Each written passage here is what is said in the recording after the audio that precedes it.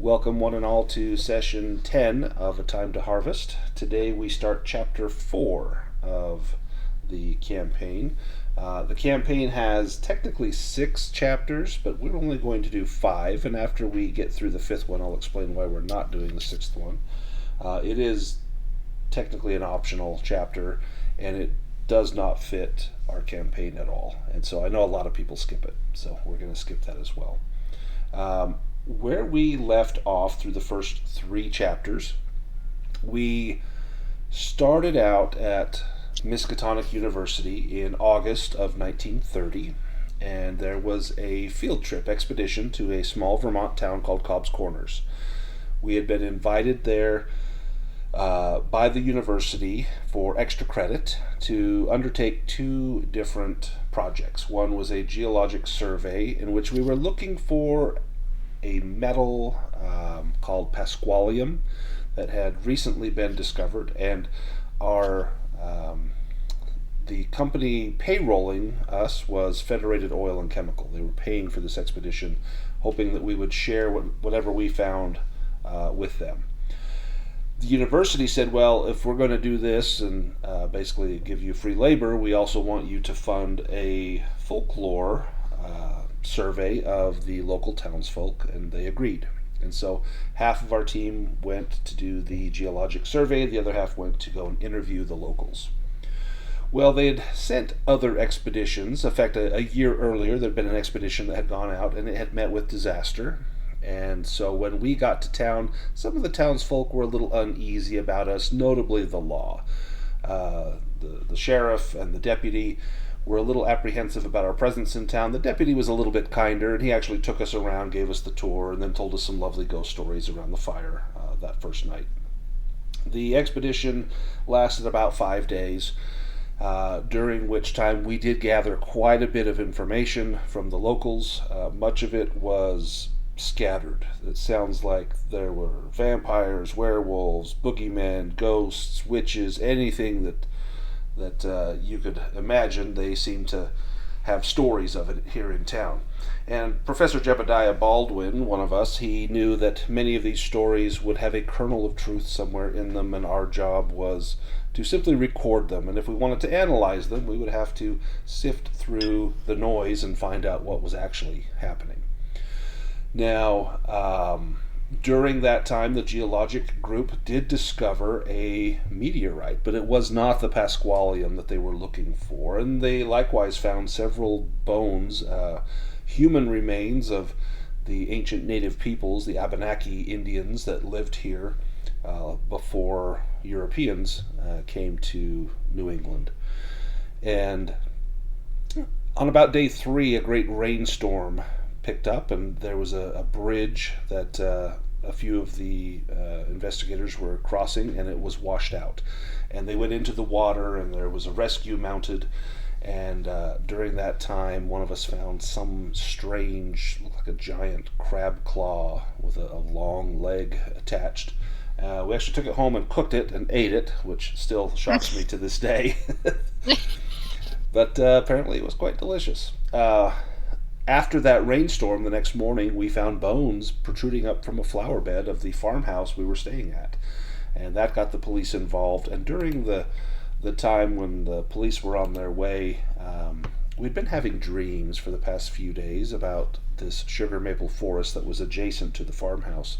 And going in to explore the forest, strange creatures were found, small rodent-like beings that seemed to be able to use rudimentary tools, as well as a huge, loathsome frog-like creature.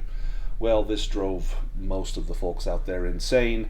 They managed to get away from that frog-like creature, and Gerold and Marian found a gate where one of the members of the previous year's expedition, who had been thought dead or was known to be lost, presumed dead, his part of his body was found fused to the stones there. His skull cracked open, and he was mouthing the words to beg for help or release from this painful state. And so Marian put him out of his misery at a cost of her own sanity. There was When we got back from this, after recovering for some time, the local doctor determined that the bones belonged to Sarah McLaren, who was the wife of the farmer who owned this house. She had died about 10 years ago. And when he first got to town, the doctor, he was called out to the graveyard. She had just been buried, and someone had dug up her grave. And opening the casket, they found not her body, but the body of a pig. And so her body had gone missing. Yet here it was now, 10 years later, rising up through the flower bed. This same doctor also spoke at length about his theories of vampirism in town, because her body was, the body of the pig had no blood in it, and he had seen several deceased people in town, most of them young, under the age of 20. A few of them had also been drained completely of their blood. And he felt that there was a case of vampirism, whether that was an actual vampire or someone, a copycat that was draining the blood to make it look like a vampire. He didn't know, but he seemed to be very superstitious. We had gone about our last expedition day, in which a great mist and fog arose, and coming from the mist were strange creatures, insect-like, nearly as big as a man, with great leathery wings and claw-like appendages, and they wielded strange devices, strange conglomerations of pipes and wires, and held them like guns. And in fact, they seemed to emit some sort of spore that would cause people to instantly drop where they stood. And we watched as several of our fellow students were rendered incapacitated by this. We managed to escape only through sheer luck and great bravery, and found our way to the local constabulary, where we were unceremoniously thrown into jail that night to sleep off what they said was a drunken stupor, that others had reported us as being drunk in town, and we were there for our own good. Well, Professor Harold from Miskatonic was summoned that next morning. He arrived, and he, along with Robert Blaine and a few of the other students that we had seen incapacitated, they showed up and confirmed the deputy and sheriff's story that we had been drinking and causing chaos in town. And so we were sent back to Miskatonic, shamed, and with our enrollment as well as our employment at the school in jeopardy. Thus ended Chapter 1. Chapter 2 we spent at Miskatonic, basically following up on what we had found. And our fellow students that had been with us and had seemingly sold us out to Professor Harold, they treated us very differently. We were outcasts. We were on probation for our actions. And many of these students seemed to either not recognize us or seemed to act very differently from what we had been aware.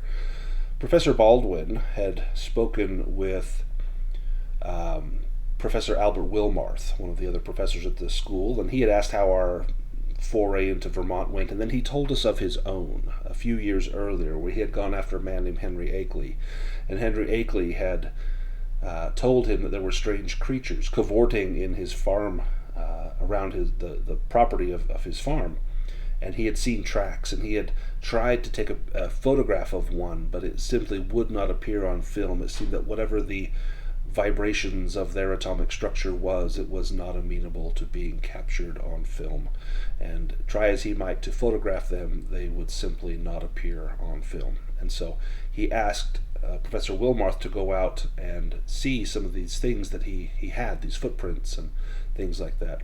Well, Professor Wilmarth went out, and when he did, Henry Akeley had suddenly changed his story. "Oh, it's nothing," he said. There's no one out here. We're all just fine. There's no need for you to come out. But Professor Wilmarth insisted on interviewing him, and so they held an interview, during which time Henry Akeley remained in a darkened corner of his room, seemingly under the ill effects of pneumonia or some other condition where he needed to remain in darkness and with raspy, whispered breathing.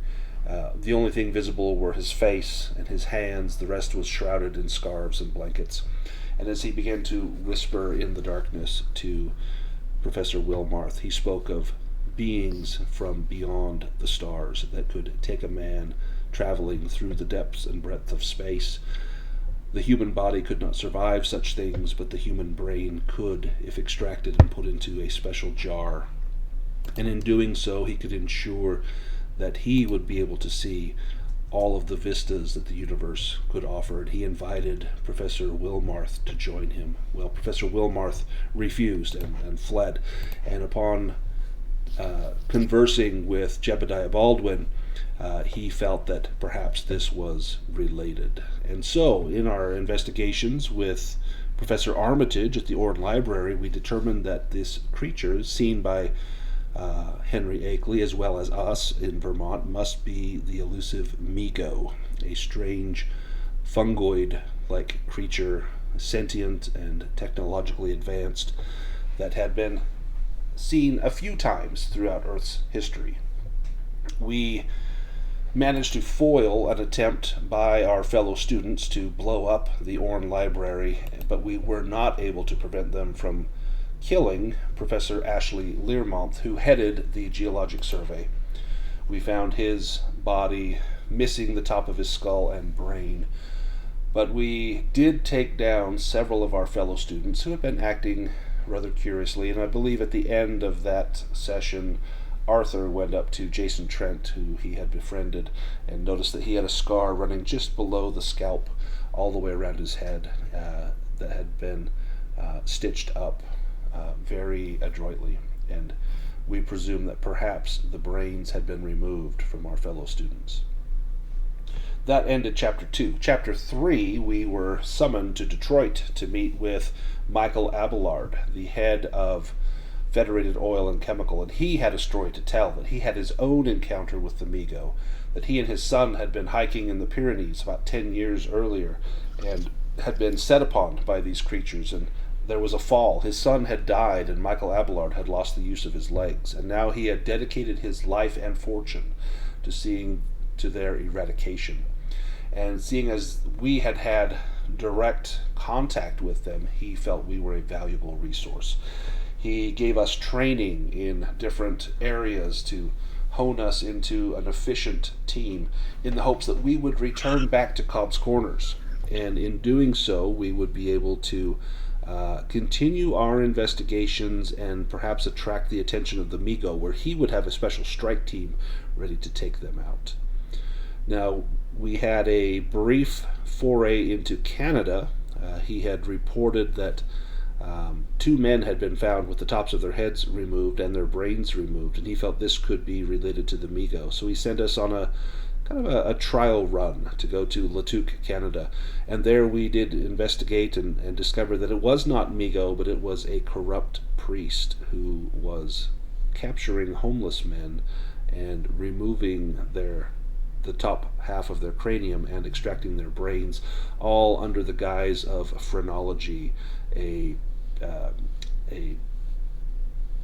doomed science from the 17th century, where one might be able to tell one's characteristics or fortune by the bumps on their head or the gyri in the brain itself.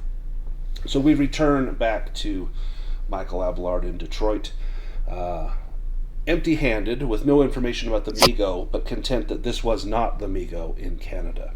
And that ended Chapter 3. And so where we start Chapter 4, we, along with Larry Neckler, David Drake, Sarah Matherson, and Sam Morrison, we leave Detroit and we travel by train to Pittsfield, Massachusetts. The equipment and automobiles that we require for the mission are also placed on the train, taking up 2 entire boxcars, plus a flat car for the vehicles. The team spends the night in Pittsfield at a comfortable hotel and leaves early the next morning on another train, this one heading north through the Appalachian Mountains, bound for Brattleboro, Vermont. On arrival in Brattleboro, all the equipment is loaded into the team's vehicles, and you are taken to Cobb's Corners with Sam Morrison in the lead driving the car while Larry Neckler drives the truck. After a relatively short road trip, you find yourself back in familiar, but perhaps not so fondly remembered, Cobb's Corners. Your little procession attracts plenty of curious looks from the locals, along with some disapproving ones, mostly seen on the face of Sheriff Dan Spencer. As you arrive at the McLaren farmhouse, an unexpected sight greets you. 3 large trucks with Federated Oil and Chemical painted on their sides, and a group of about 20 men busily working on various tasks. And let me take us to a map here.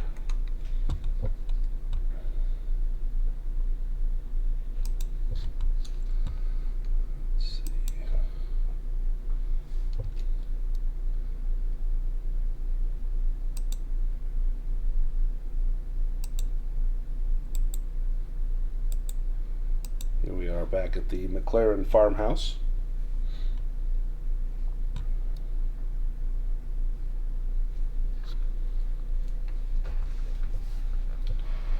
And Abelard has sent these men to fix up the old place to make it comfortable for us. They have built a shed, that's G, on the side of the building.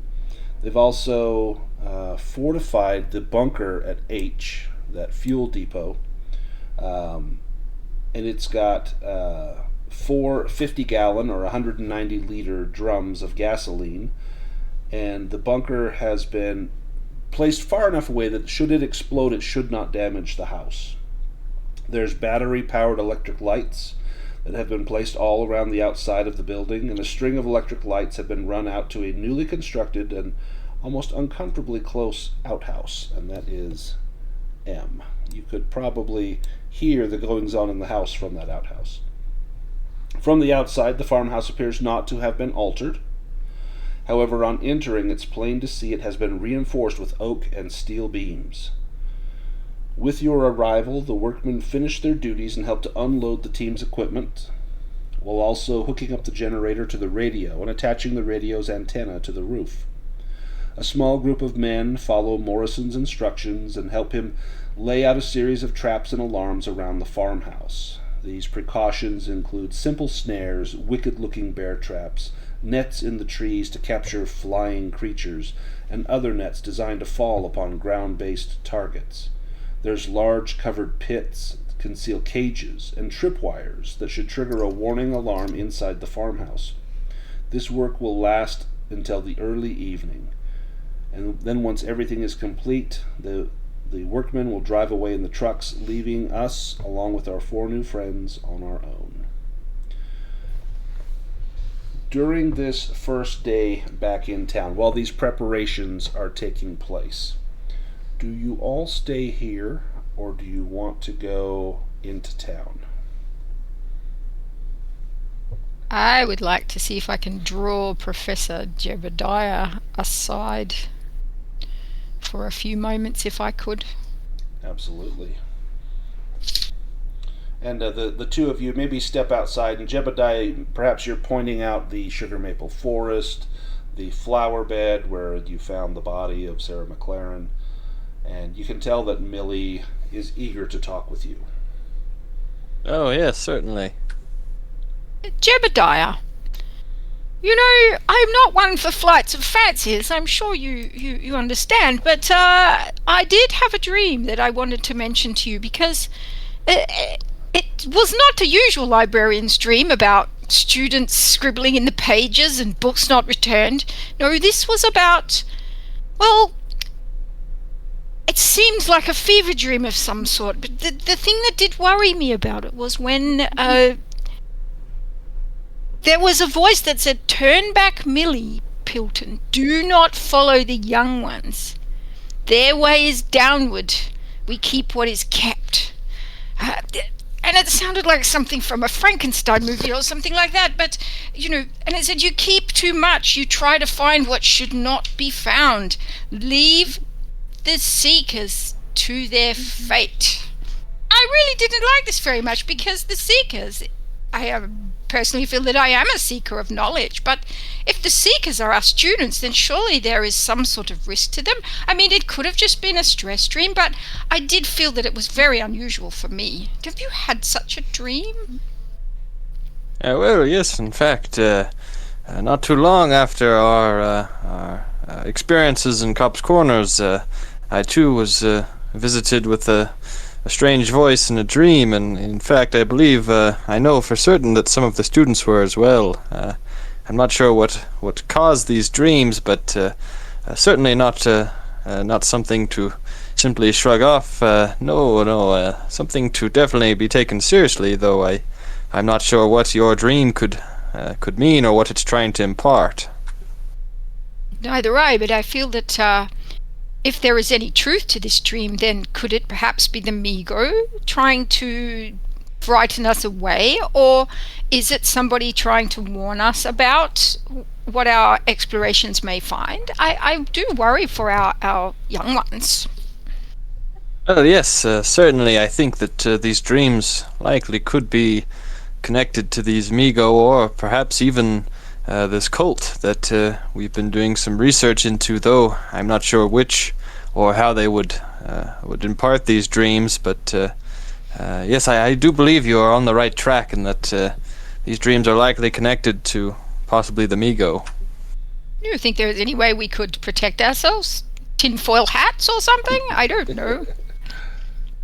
Well, I'm not sure how to prevent them. I myself have not had a strange dream for quite some time now, but as to preventing them, I'm not sure. Well, perhaps we could talk to Mr. Abelard next time we have a chance, or somebody else who has knowledge of this, perhaps one of the scientists. Anyway, we should keep an extra close eye on our students. They are our responsibility. Their whole future's ahead of them. Yes, I would agree that it is definitely our responsibility to ensure their safety. I feel more relieved that you are with me. As you're having this conversation, Arthur, remind me, when you discovered the body of Sarah McLaren, Jason asked you to steal a bone, did he not? Oh, yes, he did. And did you succeed in that? Oh, I don't remember. I think I did, and I gave it to him. Yeah, I think you went back for it. Let's say you wander out of the house just to get out of the way of the workmen, and as you go back by that flower garden, some of those memories come back of Jason's coercive nature, seeming to pressure you into doing things that you might otherwise not wanted to do. And then your eyes gaze into that sugar maple forest, and those memories come back as well. And you recall the thick grass here that is about thigh high. You remember seeing that strange thing moving in the grass that was one of those weird mammals that carried a knife. Zoogs, I think they were called. And you can see Jebediah and Millie off to the side conversing with one another. Give me a listen roll.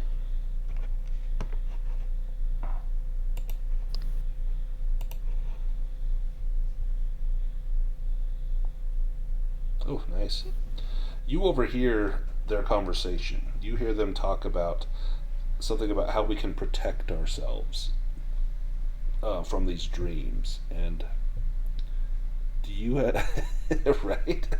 Do you have any notion of how you might be able to protect yourself from a dream? You've had several dreams. Many of them have been troubling. Yes. Yeah, Arthur would have no idea. I think being back in this environment where all the scary stuff happened, he wouldn't have a clear mind. Give me an intelligence roll. This is in Call of Cthulhu. You can do what's called a know roll, KNOW, to see if your character would know something even if you forget. And yeah, so you pass that. So you have something. You have a spell that you learned from. Where did you learn it from? You learned it from Jason Trent's journal, called the Elder Seal.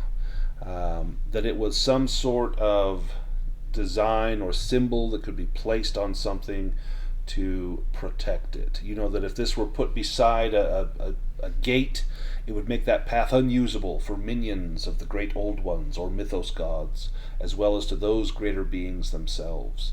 And that without the spell, the symbol itself has no effect, no power. The problem with casting that spell is it will cost you 10 points of your power score, and that is a permanent loss. So you do know a means of protection, but it would come at great personal cost. And should you ever want to use that, you know it would drain you irrevocably. Do you go and say anything to Millie and Jebediah that you can see talking privately? Or what does Arthur do? I mean, I guess so, yeah. I would go to them. I would say, I'm sorry, but I couldn't help but overhear your conversation, and I myself have had some strange dreams about this place and everything that's happened, and I do have this spell that could be useful. It comes with a great cost, though. A great cost? Do you understand what that might be? I mean, do you know, the dreams may have less of a cost. I suppose so. I just being out here, it's taking a toll on me, remembering everything that happened here. Oh, that's not good at all. You are our future. We need to look after you. Is there anything we can do to help you? Oh no, I think I just I might take a walk and get some air, but I wanted you to know about this spell in case we ever need it. You know, you never know what could happen out here. I think that is very wise. If you will wait a moment, I will go and put my knickerbockers on and walk with you. Oh, that would be great, ma'am. Excellent. Now, while the three of you are doing this, what is Gerold and Marian doing? I think Gerold, well, he might have already had the chance to do this, but after that adventure, he was going to get a revolver from the armory. Oh yeah, So yeah, we they brought would this absolutely stuff have one that's for you. Let me Yeah. throw one on your character sheet. Let's grab that. He's just kind of strutting around like he's Doc Holliday, you know, just tapping the hill. Nice. Let's see. Weapons, handguns. I think they had a 45 automatic. That would be a very useful weapon. Let me give you some ammo in there. Perfect. You can see the workers are busy in the house. Do you assist them in any of the work on the house, or in setting of the traps and snares and things like that, preparing the defenses, or do you is there something else that you do while you're here at the house this first day? That's actually a good point. I think he might wait to see what Marian was doing, but Judd would probably help out. He's kind of useless otherwise, and he wouldn't be boring just sitting around. Well, Marian, how are you passing your time here?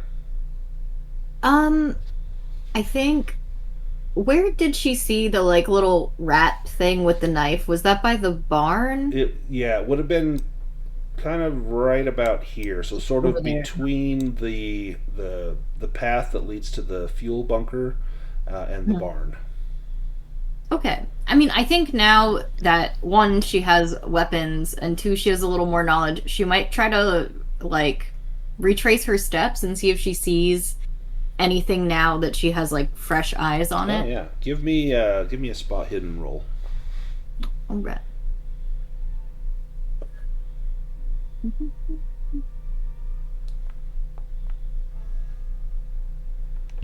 Ooh. Nice. Looking for those small tracks of that creature you saw. I think it was hunting a hare and was holding a little dagger in its hand. You don't see anything like that, but you do see those large kind of cloven prints that you saw during the rainstorm earlier. And let me post a picture of these. You see these all over near the barn, out in the woods, anywhere in the property where there's clear soil. You see these prints. Clearly, the Migo have been all over this area. Okay. I mean, I know it's probably obvious information, but I think Marian would go back to the group and kind of tell them what she saw. Yeah. And maybe you go talk to Gerold first. So Gerold, if Marian shows you these prints and points these out, what's your reaction or response to that? Yeah, well, I think Gerald's, sorry if I missed this, Gerald's first question would be, well, do they look recent? Are they still here, is what you're saying? Yeah, give me a tracking roll if you want to go out and look and see if you can determine the age of these. He will very happily give it a go. Well, it's tough to tell at first look, but if you get down on your hands and knees and really investigate, see, is there tracks that are overlie these or things like that? Is there still moisture in here from the most recent storm? You could push that roll. Yeah, I think at this point his clothes is the last thing on his mind. He's really getting, he's doing his best. He's getting down and dirty. Not quite enough. Not quite. You can't quite determine if these are old or new, but you don't think that these are, at least within the last day. You know that there's been no rain here for at least a day or two, and there's no water in these tracks, and it's not even mud. It's in the dry dirt. So you think these are probably at least a few days old, if not a month old. This could have been from the night when you guys fled the farmhouse. Well then, yeah, definitely something to tell the others about and keep an eye on. I suppose we're a lot safer now than when we were first here. Mm-hmm. Hopefully, there aren't any more fresh tracks. Let me have both of you give me the dream lore skill. Make a roll for that. Ooh. You never know. You never know. Nope. No. Well,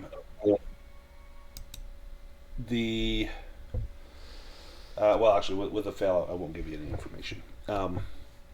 Jebediah and Millie, you can see the other students have now come out. You can see Marian and Gerold are down on their hands and knees looking at something in the ground. You can still hear the work of the farm inside the farmhouse. The sizzle of a welding torch, the pounding of nails. You can see people out setting tripwires and other defenses out here. What do the two of you, and Arthur's with you, what do the three of you do? Well, I say to Arthur, just wait a minute. I don't want anyone to go off onto the woods on their own. And I will pop inside and put on my knickerbockers. I will get my hiking stick and I will put on my Tyrolean hat and I will come back downstairs. All ready to go. Arthur, do you want to take Millie out for a hike in the Sugar Maple Woods? I don't think Arthur would want to go in the woods. You're just going to walk around the grounds. We could just walk around the grounds. We could check the traps and things that they're setting up for us. It might be nice for you all to know where they are so you don't stumble into them. I could see Arthur going out at night to use the outhouse and falling into a pit trap or something. True. Yes. I would not make you go somewhere you weren't comfortable. We would just walk around and see what's going on around here. Is anyone going with them? Or is this just Arthur and Millie? I'll go with them. And Gerold and Marian, are you going to accompany them, or is there something else that you want to do? Marian will go. Yeah, and Cheryl's with her. Let me have all of you give me a spot hidden roll.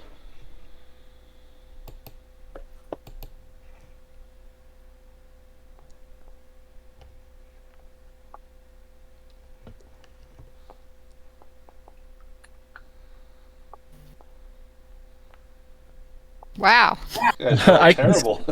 It was only 5 luck for me. Oh, someone might have just. Yep, there you go. Nice. There we go. Marian did it. Ooh. And no for Jebediah. So Jebediah, with the failed roll, we're going to get back to that. The failed push roll. But Marian, you're going around. You're noting all of these defenses, and you note that many of them are around the fuel bunker and in the path leading up to the farmhouse. And there's actually quite a few around the outhouses as well. And that's going to be important should you need to go out late in the evening and not stumble over a tripwire or step into a bear trap or something like that. And there are strings of electric lights running around, so hopefully you would have some light, but it's good to know. And you point these out to everyone. And Jebediah, as you are looking for these things, you see one of the pit traps, and it's being covered up by a thin carpet of stitched together with rope and leaves and twigs to look like forest floor. And you can see them setting this over the trap, and one of them says, "Hey, come give us a hand here, would you?" And they're pointing at you, Jebediah. No, I wouldn't want to hurt myself. Apologies, but I don't know enough. I'd probably just mess it up. Yeah, just as well. And you hear them kind of muttering to each other like, "Yo, why do we bring these useless lot? They're not going to carry their own weight." And they start covering up the pit, and it takes them a little bit longer without the additional help. But you probably figured this was a wise choice. The last thing you want to do is cause any delays or get injured yourself. As it nears time for the workmen to leave, they've got a meal prepared in the kitchen for everyone. The workmen, the crew that's here with you. In fact, let me grab the crew and I'll put them on here.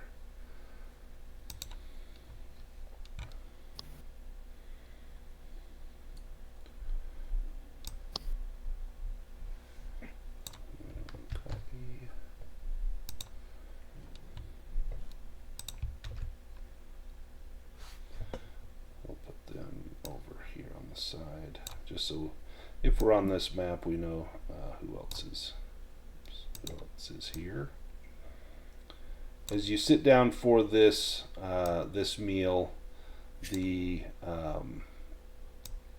workmen seem eager to get out of there, and they talk about the different prints that they had seen in the ground, and that there was a lot of foot traffic through here, and the crew from Federated Oil and Chemicals, specifically Sarah Matherson, the scientist, she's eager to go and find some samples, either tissue samples or these trace samples, footprints, rubbings, scrapings, things like that, physical data that is there left behind by the passage of these creatures.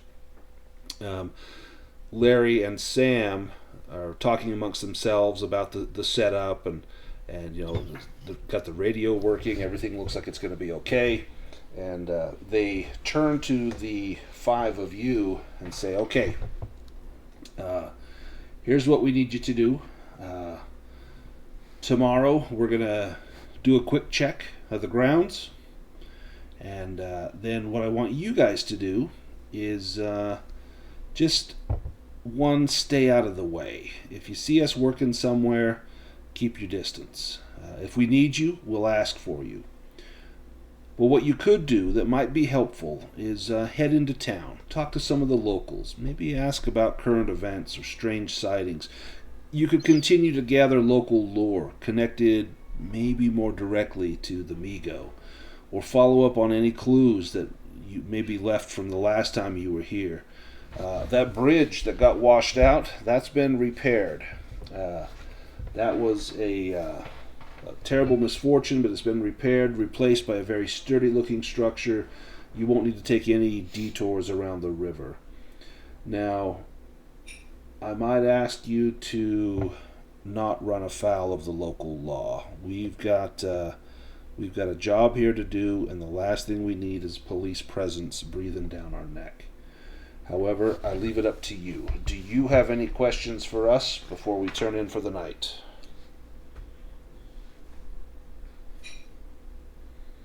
I do. Sure. Of course I do. I would like you to make us a map, please, of the traps that you have set up around here. I mean, we don't plan to go off anywhere, but there's every possibility that we may have to if we're fleeing or something. So in order to protect our young ones in particular, I would like to have some sort of what they call a mud map, perhaps. Ooh. Give me a persuade roll.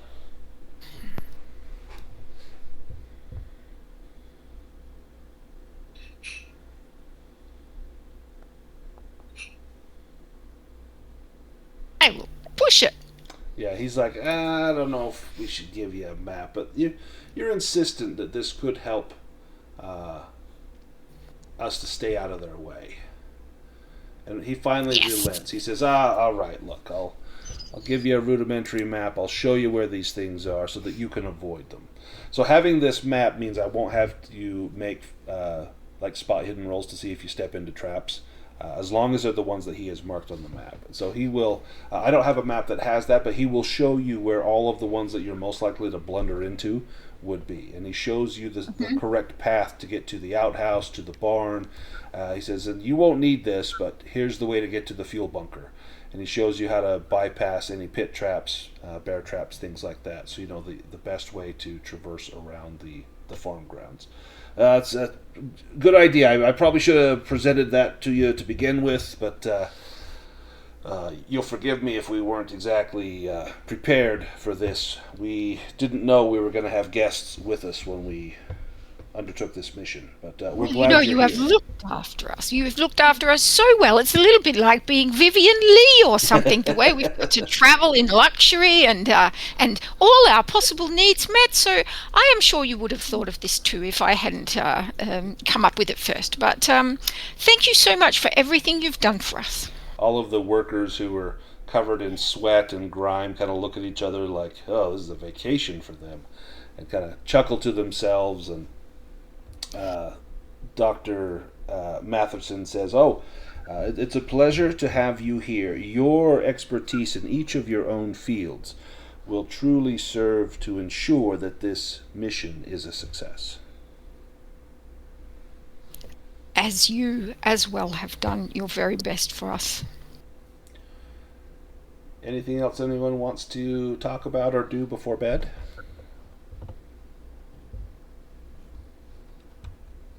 Okay, we head off to bed, and that night passes fitfully for each of you.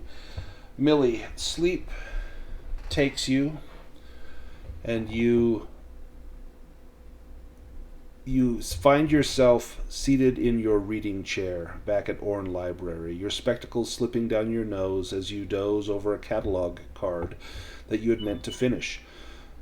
You dream softly at first of the pleasant papery hush of the Orne Library after closing. That faint smell of linen bindings and lamp oil is comforting to you. You move down the central aisle to reshelve a volume left out by some careless graduate student. Everything is warm and golden under the mellow glow of the desk lamps. But as you walk, the shelves begin to stretch. Each row lengthens like a corridor pulled taut. The lamps dim to small, distant stars, and the floor beneath you softens into powder. You lift your foot. Dust spills off your shoe into a thin stream. Not dust from disuse, but something finer, grayish, almost bone pale. You reach the circulation desk to ring the bell for assistance, but your beloved brass bell is missing. In its place sits a thick leather ledger. Its cover pulses faintly, as if something beneath its surface is breathing. On the spine, in letters thin as scratches, is the title you can almost remember, The Book of Ibon. Compelled, you open it. Instead of words, grains of that pale dust pour out, quietly, steadily, onto the floor. They spill faster, piling high, burying the desk, burying your shoes, and from deep within the drifting mound comes a soft, deliberate sound. A card sliding into place within a drawer. Then another, and another. A meticulous, patient rhythm. Shk, shk, shk. Across the main hall, the card catalog stands open. Its drawers pull out on their own, one by one, clicking into alignment.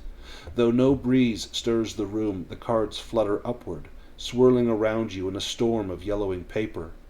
You snatch one out of the air. Your own name is written at the top in a neat, cruel hand. Below it is a location number you don't recognize, followed by a due date that reads simply, overdue. A presence rises behind you, tall, elongated, cloaked in cascading layers of paper and parchment. Its face is hidden behind a mask made of a broken library stamp. Its surface cracked but still bearing faint traces of red ink.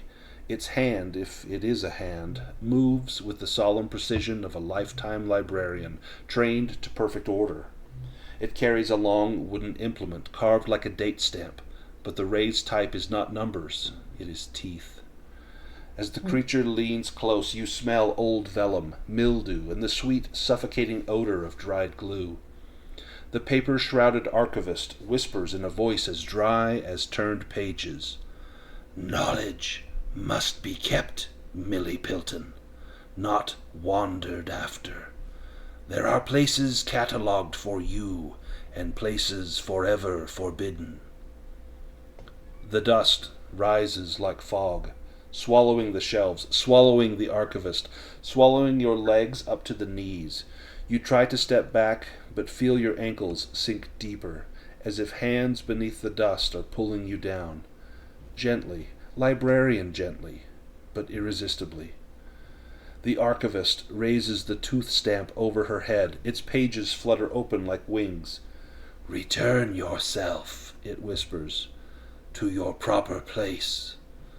The stamp comes down towards your forehead, and you wake, heart pounding, the echo of shuffling cards still faintly audible in the dark room. And... Well, really, this is ridiculous. I mean, that is not a real dream. Millie, please, on the chat bar, click on that sanity loss link I've posted in there. And then click on the percentile. Nice. So you pass. You'll take 1 point of sanity. I'll apply that to you. Excellent. As you are waking as you are dreaming before you awaken in a cold sweat, Jebediah, sleep has dragged you downward like a lead weight into black water. You stand again in the Argonne trenches, but something is wrong. Wrong in a way you remember and yet do not remember. The night sky hangs impossibly low, the clouds roiling like a living lid pressed down over the world. A faint vibration hums through the boards under your boots, a distant tremor that feels more like breathing than thunder. There is no gunfire, no voices, only a slow, rhythmic clicking from somewhere behind the lines, like chitin scraped across stone. A pale yellow-green fog begins creeping along the trench floor. At first it resembles mustard gas, but it moves with intent, snaking towards you in branching tendrils. The mist climbs the trench walls, forming patterns, spirals, angles, shapes that ache to be remembered, but hurt the mind to examine. You fumble for a gas mask that you know won't be there. All the while that clicking grows louder. Then comes another noise, a wet, gurgling chant, as though several people are whispering underwater. The fog trembles, gathering into a low mound that rises and rises and rises, until you see, beneath the surface, glimpses of membranous shapes shifting as though the mist conceals a chamber full of unseen lungs. The trench begins to pulse, the walls stretch, contracting in slow, monstrous inhalations. Up ahead, a row of prone soldiers materialize out of the fog, men you recognize from the war, their uniforms soaked with mud and something darker, but their faces are slack, their mouths slightly open, their eyes shimmering with an oily iridescence, like the sheen on a bubble seconds before it bursts. They breathe in unison. The fog recoils, then surges forward, drawn to their breath as if obeying a command. The clicking shifts to skittering, coming from all directions now. Something crawls along the top of the trench, many-legged, impossibly long, its silhouette just a suggestion in the swirling cloud. Limbs like jointed reeds probe downward, tasting the air. The soldiers inhale again. Their chests split open, not with blood, but with expanding sacs of translucent tissue, ballooning outward, pulsing with colors no human retina was meant to perceive. Something inside them is trying to hatch or escape. Their eyes snap open, glowing faintly from within, and with a single rasping exhale, they release a blast of the fog straight towards you. It hits you like a tidal wave of cold needles. Through the blinding haze, a voice whispers, a voice you last heard on a night thick with screams and shellfire. "We breathed what waited in the dark, Jebediah, and now it breathes through us." A hand, if it is a hand, descends down onto your shoulder. Bone-like digits, too many of them, curl with soft pops of cartilage. The trench drops away beneath you, the fog swallowing everything as you fall into a vast chamber of whispering lungs, clicking limbs, and pulsing light. And you wake choking, your bedroom stale with the sour reek of nightmare fog that should not, that cannot linger in the waking world. And Jebediah, please give me a sanity roll.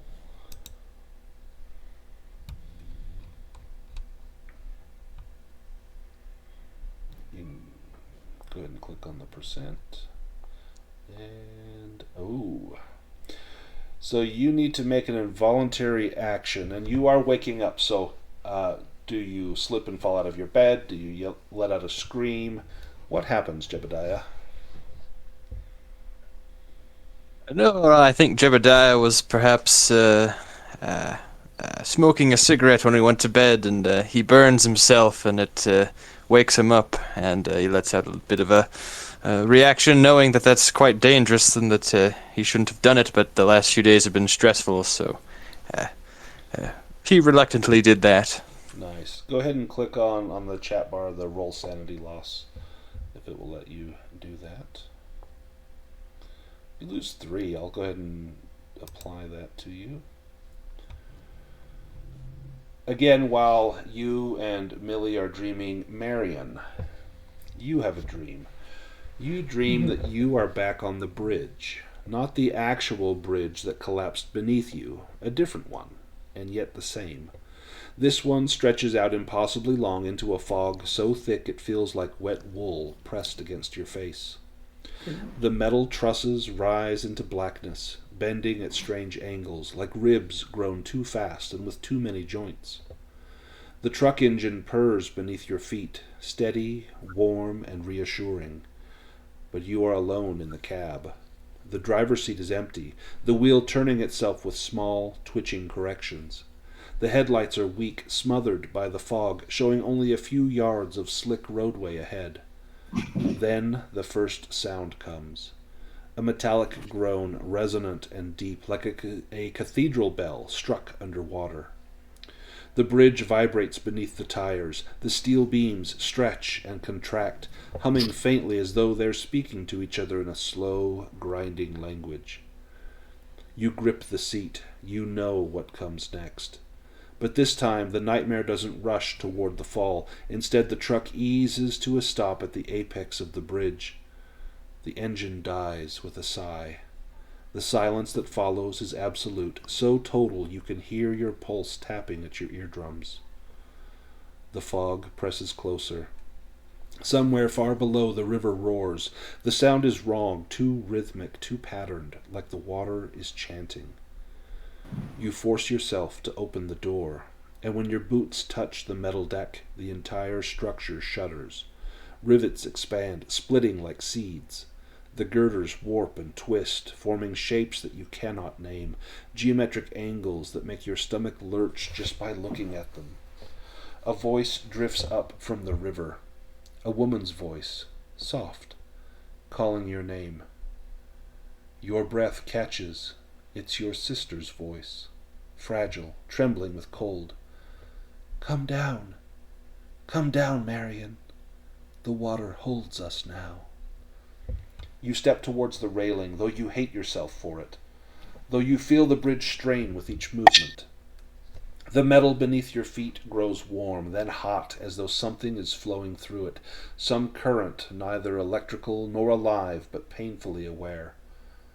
Below, the river churns in luminous swirls, not the reflection of headlights, light from within the water itself. Shapes move beneath the surface, long and sinuous, glimmering like molten metal poured into a mold too vast to see. Your sister's voice rises again. This time the tone changes. We fell because something called us. We fall still. The river remembers the weight of you. The railing in front of you melts like wax, reforming into a lattice of delicate filaments, metal drawn impossibly thin, singing faintly in a dozen clashing pitches. It reaches for your wrist like the fingers of a gleaming hand. You try to turn away, you try to run. But the bridge bends beneath you, a slow, sinuous bowing, guiding you toward the broken edge you cannot yet see, but that you know is waiting in the fog. Come back to the water, your sister whispers. You're the piece that didn't fit. The fog thins just enough for you to see the gap ahead, the missing section where the bridge has already collapsed. Beyond it, the void yawns open. Cold spray rises in gusts from below, smelling of iron and rain and something older. The metal filaments wrap around your wrist, and the bridge gives way beneath you. You fall, plunging through the fog and metal dust and the echo of your sister's voice, into a river that glows from within like liquid steel. Just before you hit the surface, you hear a final whisper. Don't worry. You'll sink beautifully. And you wake soaked in sweat, fingers clenched so tightly you've left half-moon imprints in your palms from your nails. The faint ringing of strained metal still hums in your ears. And go ahead and give me that. Yikes.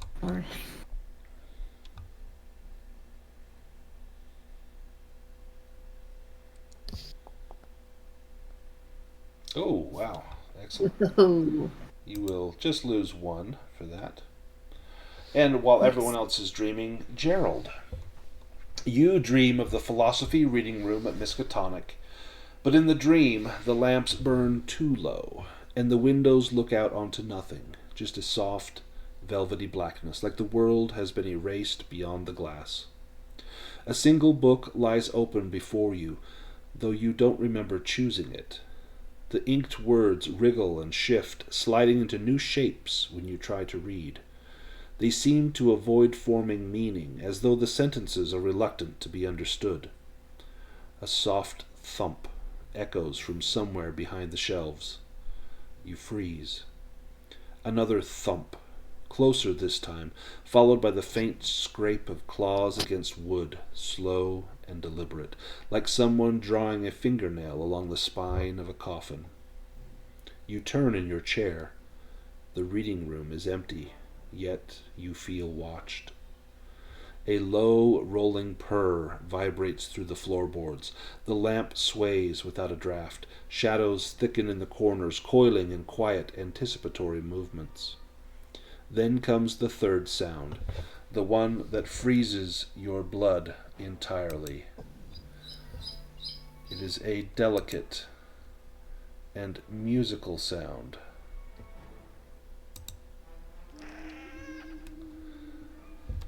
Figaro. Ooh, Ugh. You haven't seen the cat, but he knows.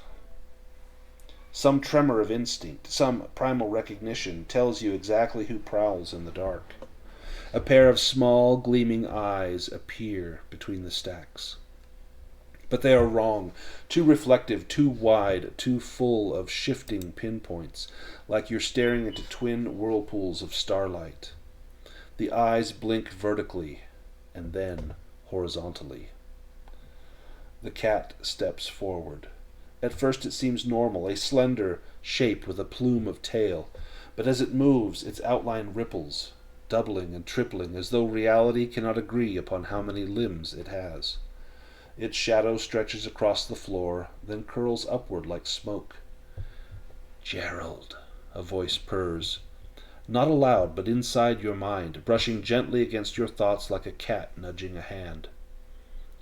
You back away, but the chair doesn't budge. Its legs have rooted into the floor, branching like gnarled roots. The room's geometry subtly shifts. Angles grow steeper, hallways elongate, shelves tilt inward like the ribs of a great beast. The cat leaps onto the table, silent as an eclipse. Its paws leave no prints, only faint circles of rippling distortion, as if the surface isn't solid, but a thin film stretched over something breathing underneath. "Why do you fear us, Gerold?" the inner voice asks with a mild, curious amusement. "We see so much more than you. We slip between the cracks. We watch the places you ignore." Figaro's tail brushes the open book, and the pages flip themselves in a frantic flutter. Strange glyphs bloom across them like bruises.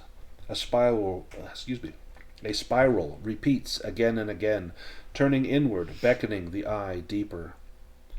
You try to look away, but the cat's gaze locks you in place.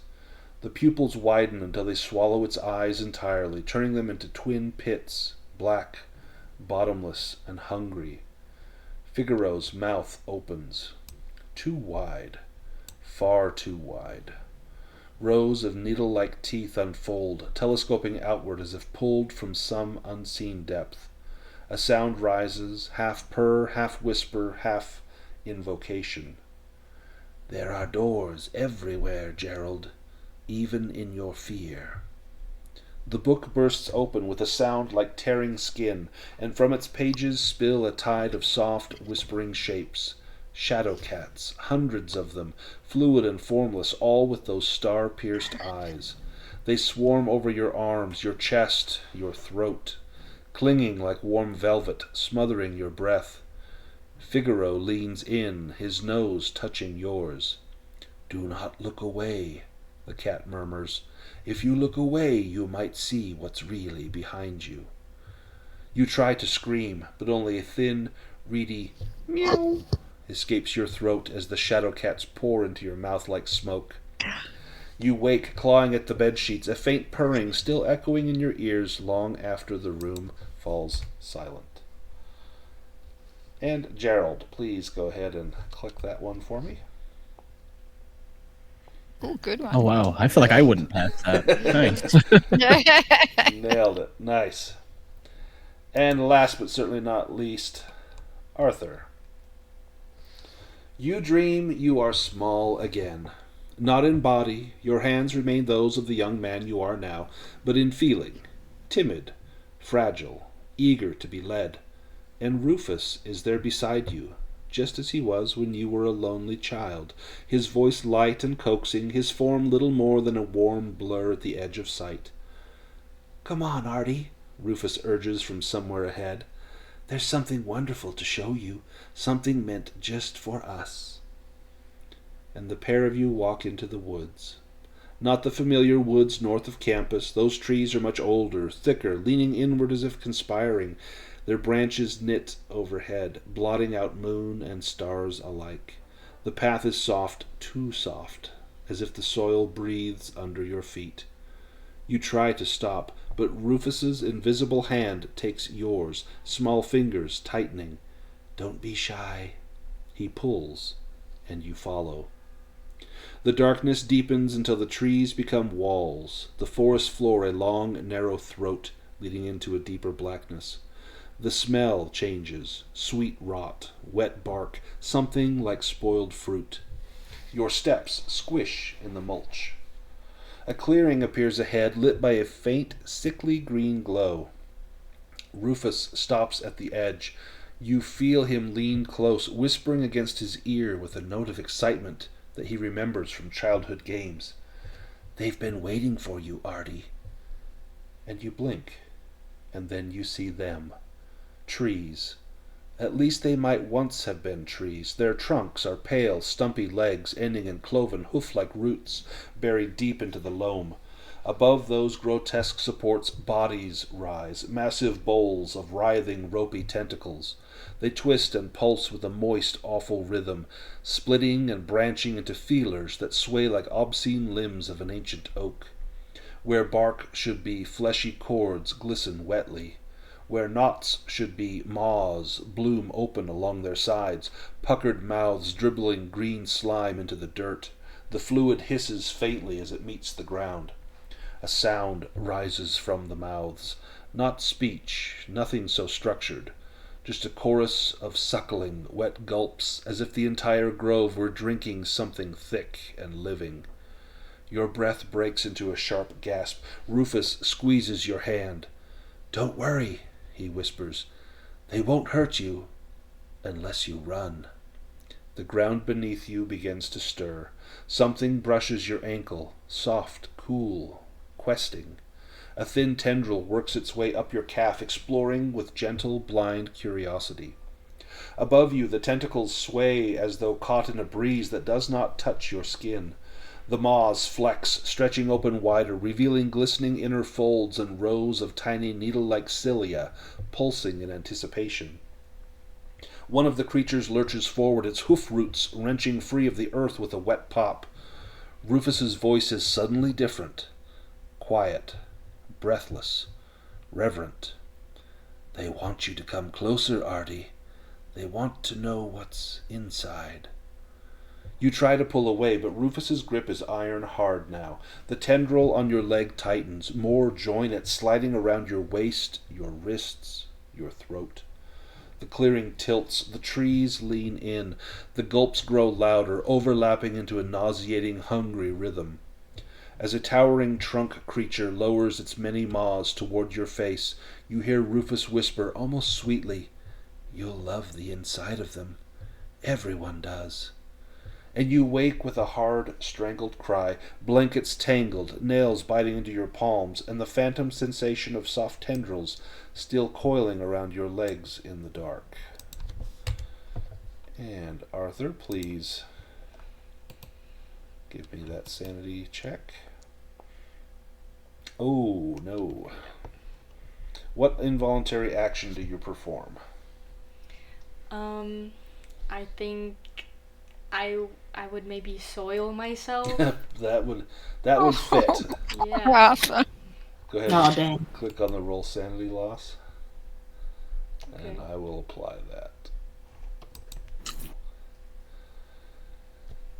You all awaken at the exact same time, with screams and the sound of hot urine splashing against Arthur's leg, and others.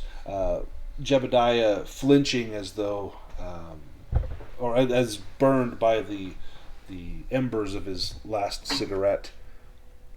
You look around in the darkness and you can see one another sitting up. Yet the others in the group, those sent by Federated Oil and Chemical, are still fast asleep. Millie, what do you do?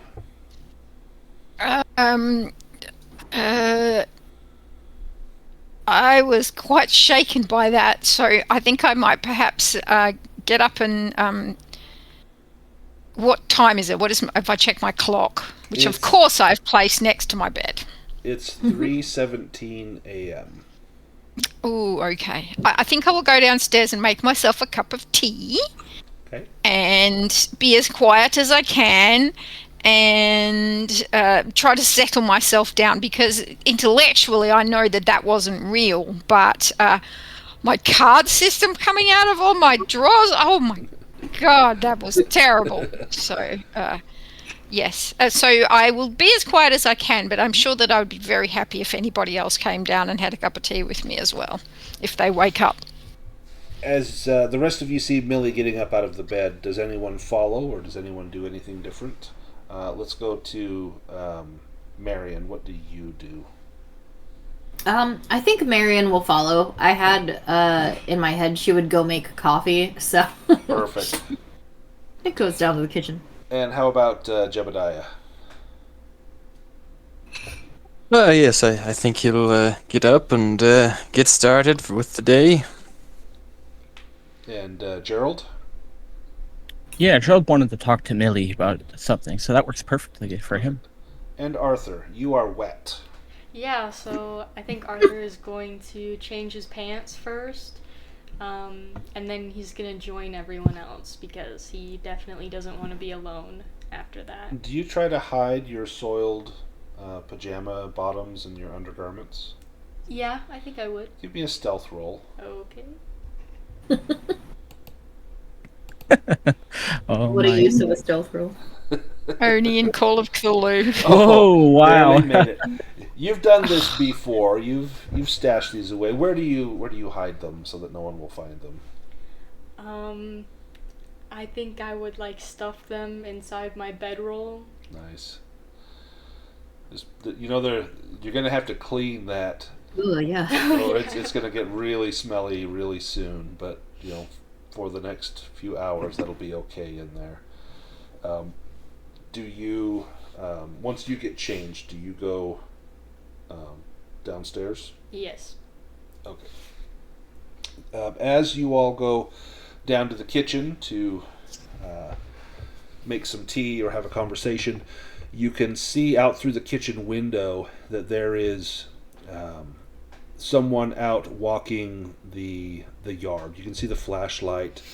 You can see the silhouette of a rifle on a sling on their shoulder as they're walking the yard, shining a light. If you turn on lights in the house, they will turn and look at the house and shine a light, and then they go back to what they're doing.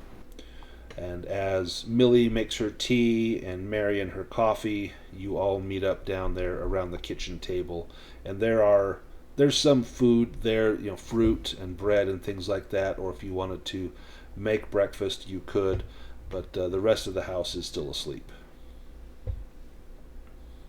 Just some cookies. Everybody would like some cookies, some hot chocolate, and so on. Yeah, there's absolutely some cookies. Arthur is probably game for that, I would assume. Oh, yeah. Gerold, you wanted to speak to Millie? Yeah, although if everybody's around, it is still good. He just, in particular, wanted to ask Millie something. Do you ask her to step out on the front porch to do it privately? No, in fact, I think he'd probably be trying to talk loud enough so everybody can hear. It Got it. is a general discussion. He just says, well, Professor, I do think when we get down to interviewing the townsfolk, there is somebody you should meet. I think you would draw more out of her, the school teacher. If she's still around, she was having an extremely tough go of it when we were here last, and, well, that would be my priority if I were to say anything. If you have more tea, I would love that too, thank you. Yes, of course. Here, would you like a marshmallow in your hot chocolate? I do think perhaps it is very kind of you to elevate me to the level of professor, but I am not. I am merely a librarian, but I would very much like to speak to a school teacher, for I feel that our paths would be very similar. And let me see. Did you all have bad dreams? Is that why you all woke up? I hope I wasn't too noisy coming downstairs. Yep. Yeah, It was a bad dream. seems to be the way of it here. Mm-hmm. I'm sure they were as horrible as mine. My catalogs were flying about the room. It was terrible. But do you feel that any wisdom has come to you from the dream? Perhaps anything we can learn from them? For instance, the Book of Eben came up for me. Does anybody, Professor, do you know anything about that book? Oh, well, perhaps I've heard of it. What type of role would that be? That would be a probably an occult roll.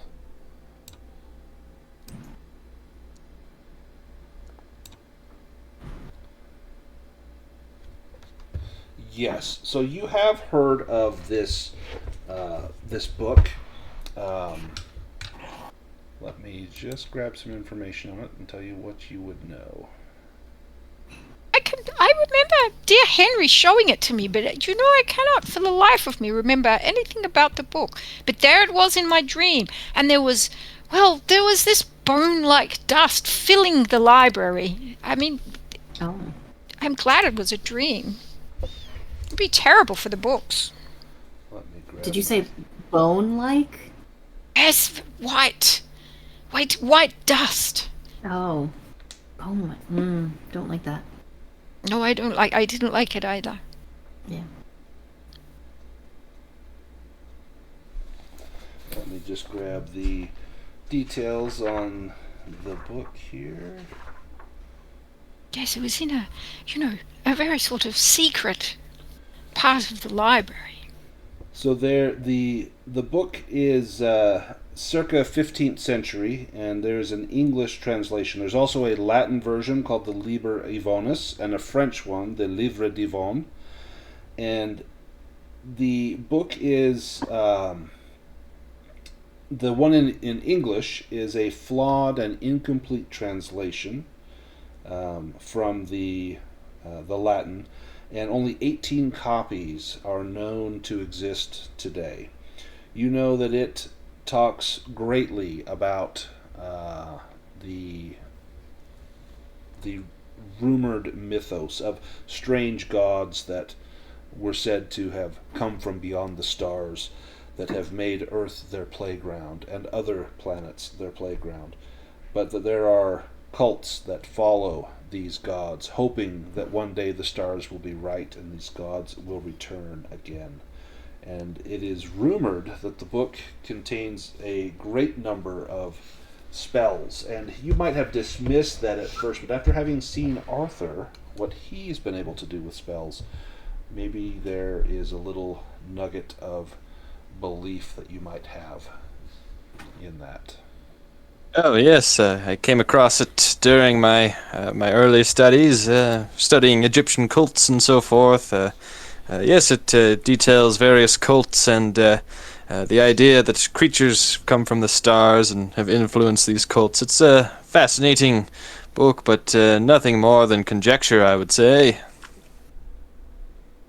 Yes, well, that is, when the book opened, the powders came up out of the book, and it was quite scary. Did anybody else have anything that may edify us in any way in our quest here?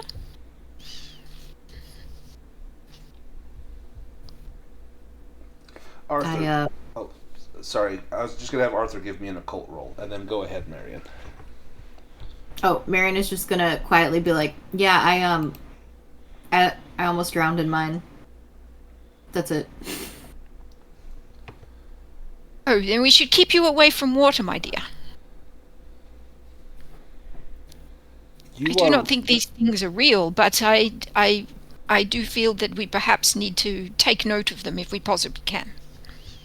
And Marian, you were reminded of your own plunge into the river when that bridge gave way, and that is when you first saw a piece of some strange creature, and whether that was the moment that this began to become real for you or not, I'll leave that for you to decide. But being in the water after your own bridge collapsed, that seemed like that was a turning point for you.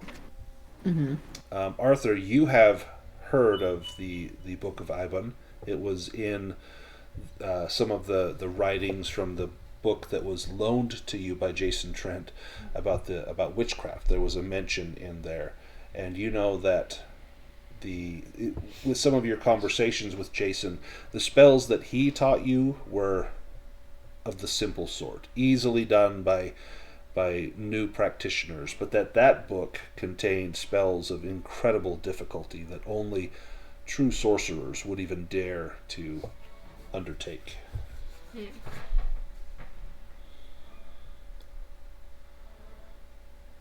Well, I do have the one spell that I can beckon the Migo to come to me. I'm not sure if it came originally from that book, but I don't think we would want to do it unless we were very prepared. But it is there as available to us at some time if we would like. So that came from Michael Abelard's journal, which is under, you can see it in your gear and cache. You've got his journal that talked about his foray into the Pyrenees and his then further search of the Migo. And he had a spell written in there that he said could be used to bring them to you. Yes, but of course it doesn't mean that they will do what I tell them when I bring them, so we would need to be very ready if we were to do that, and perhaps only if we were desperate. Precisely. Does anybody else have anything for us from their dreams?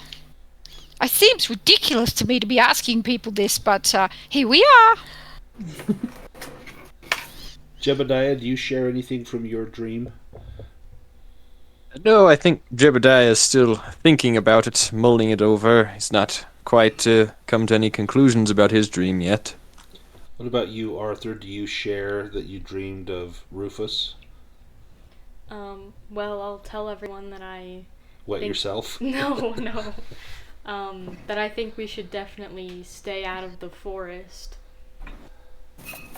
But you've all heard Arthur say that quite a bit. Like, Arthur's very timid when it comes to going into the woods. And so whether this is something from his dream or just in general he prefers not to, I'll leave it up to you to decide if you believe that or not. Your noise and the smell of the freshly brewed coffee and tea arouses some of the other folks in the house, and there's a changing of the guard. The person from outside comes in, and it's Sam Morrison, and he goes and gets Larry Neckler, and they trade off for who is going to take the next shift of watch until dawn.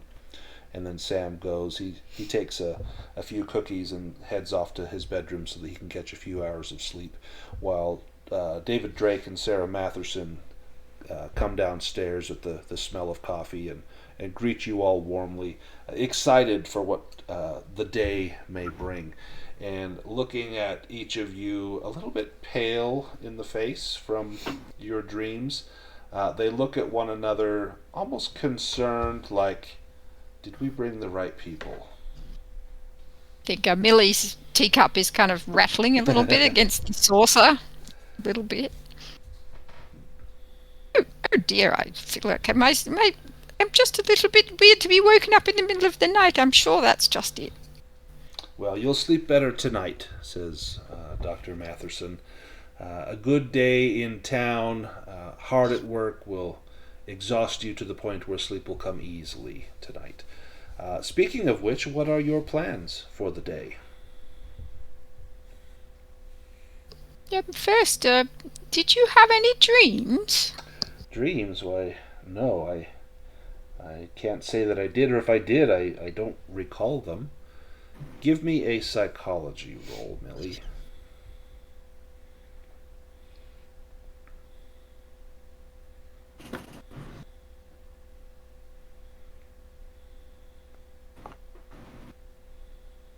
Oh, that was close. Oh, how much luck do I need? I will spend 6 luck to 6 pass. luck. You make eye contact with her, and when she answers, she looks away. And you know that is often a trait that someone that is lying would do. Yes, the person who said, I never took that book out. Yep. You've seen that look before. I won't. I will just, look through my glasses at her, and I will look at the faces of the others as well and see if anybody else has reacted to that. David Drake is looking down at his hands. He's, suddenly found it very interesting to study his fingernails, and so he's looking at the length of his nails and his cuticles.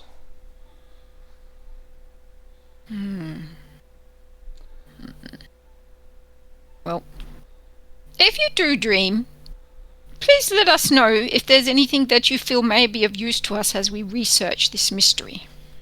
That is all. Yes, of course. If they could manipulate dreams would be something incredibly useful to know. Perhaps that is how they communicate with us. Oh, I think they are. Somebody certainly is.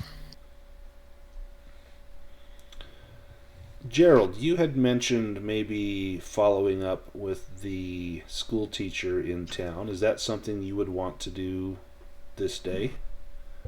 That's like Gerald's main priority here. He did want to see how she was doing, and I think that encounter has never been off of his mind. So he is kind of pretty invested in getting that figured out. But he would follow other people until we got there if there were other plans. Let's go Yes, I will go with you to the school teacher as well. But yes, we could stay together. Let's go to Cobb's Corners. This will show kind of places of interest that you could check out. So the bridge, number one, this is the bridge that collapsed and has been repaired. You've not been into the public library. I don't think you went into the Gazette. You were definitely in the sheriff's office. The goods store, the shop in town, I think you might have gone into. The Town Hall Civil War Memorial, you were shown that. There was actually a working cannon that the sheriff uses to fire off on the 4th of July and other holidays. Dr. Owen's home, number 9, I think you had gone there. And then Jim's Grill, you've definitely gone there for food. The food is quite delicious. You've not been to the school, and you've not been to the First Baptist Church of the Divine Ascension. So lots of different places you could go and visit in town, or you could also go and follow up on any of your folklore leads around town. So let's why don't we take our break here, and when we get back, we will spend day number 2 in doing a little investigating. So I will see you all in about 8 minutes.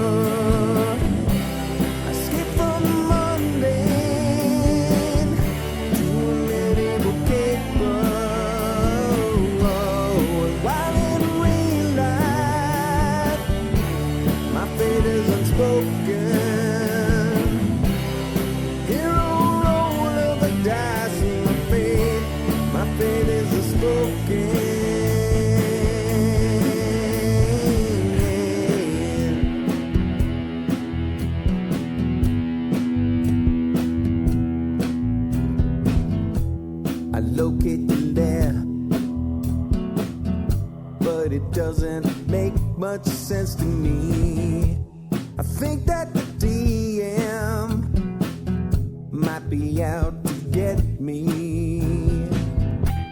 A hero in armor and truth, bards tell my legacy. The flame of my torch illuminates the enemy. I win in a battle, you win foes asunder. Deeper I venture, the deeper I wonder. The bodies pile up before me, the corpses I plunder. The deeper I venture, the deeper I wonder. Crafted from numbers on living paper. I skip from the mundane to a needle caper. And while in real life, my fate is unspoken. Hero roll of the dice and my fate is unspoken. No.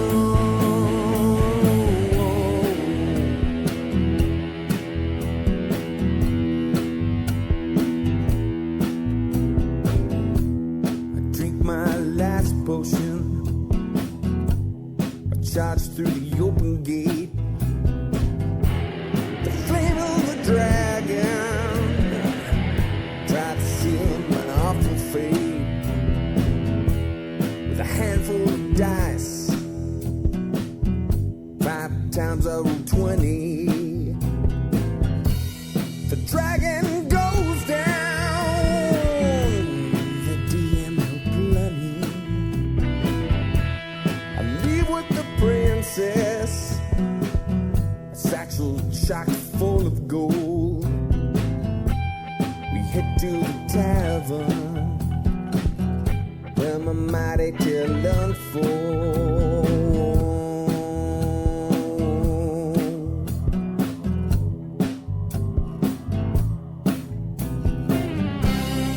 Crafted from numbers on living paper. I skip from the mundane to a naval caper. While in real life, my fate is unspoken. Hero roll of the dice and my fate is unspoken. The king he honored me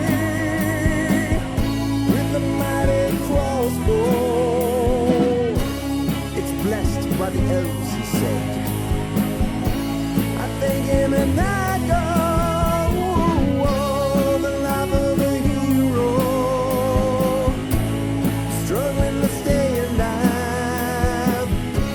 It's worth all the hardship though, 'cause now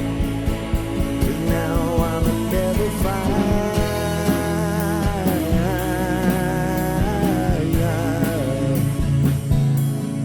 Level 5.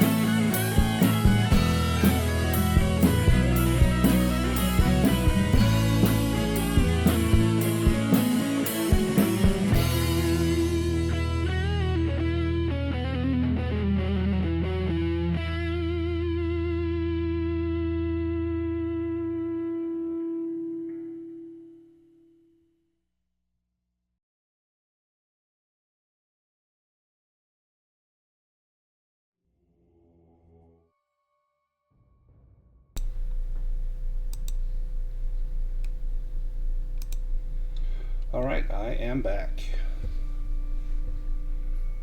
Hello. Hello? Hello. Hello? Hello? Do we have Henrik?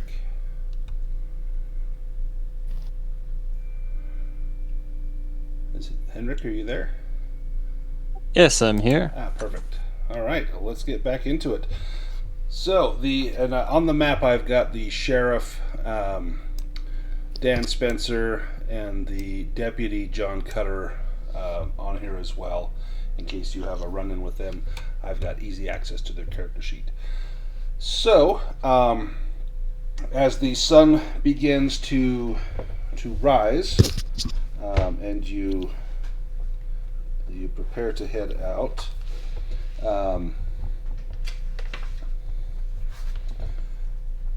after breakfast has been eaten, as you go out, as Larry Neckler goes out to check the traps and snares, he soon returns and calls you to come outside and see what he has discovered. About 60 feet or 18 meters from the rear of the building, a bear trap has been sprung. The trap is covered in a sickly, foul-smelling, yellow-green goo. It's clear something triggered the trap, as the dirt around it has been disturbed. Matheson takes a sample of the slime for analysis, and she says it will take a few hours to examine this, but I believe this is the same material that Amigo dissolves into when it dies. We interrogated one, and after it passed away, this is what happened to its body. And Neckler says that last night one of the aliens must have come by to have a look at us, and wound up losing a leg, as there doesn't seem to be enough slime to warrant an entire Amigo. I was going to say, I mean, these are supposed to be intelligent beings. Would it not be able to work a trap? We think that they're intelligent enough, but they have no familiarity with some of our trapping techniques. This bear trap now will likely be less successful. If this one gets away, it will tell the others. But we have other traps set up that hopefully will prove useful. And Larry says, I'm going to stay here and make my radio report to the main team. And you know that there's a main team, basically a strike force, that is about a mile or two away in the woods. I'm going to make my report. I need to tinker with the truck too, because it didn't sound right on the way up here. I want to make sure the truck's in good working order. And Sarah Matheson looks at the rest of you and says, okay, well, how do you spend your day today? And we'll start with Jebediah. What do you want to do Going today? to town. Yes, Arthur, would you like to join me? Perhaps we could first visit the library and see if we can do some research. I most would like to look into this cult that's in town. Then perhaps we could see, if time permits, we could look into some of those folklore leads, yes? Well, sure thing, Professor. What library? I was going to say that Millie will be all over that. She'll go find all the flaws with the way that they're cataloging things. And what about Marian and Gerold? Are you going to go to the library with the others, or what do you want to do? I think Marian might go check out the newspaper Okay, and see what she can find. perfect. And what about Gerold? I think Gerald, well, probably stick with the rest of the group. I think the town's safe enough. So you're going to go with the others to the library, or with Marian to the Gazette? Yeah, I think Gerald probably feels like he'd be more useful in the library anyways. Let's do the Gazette first, and then we'll go to the library.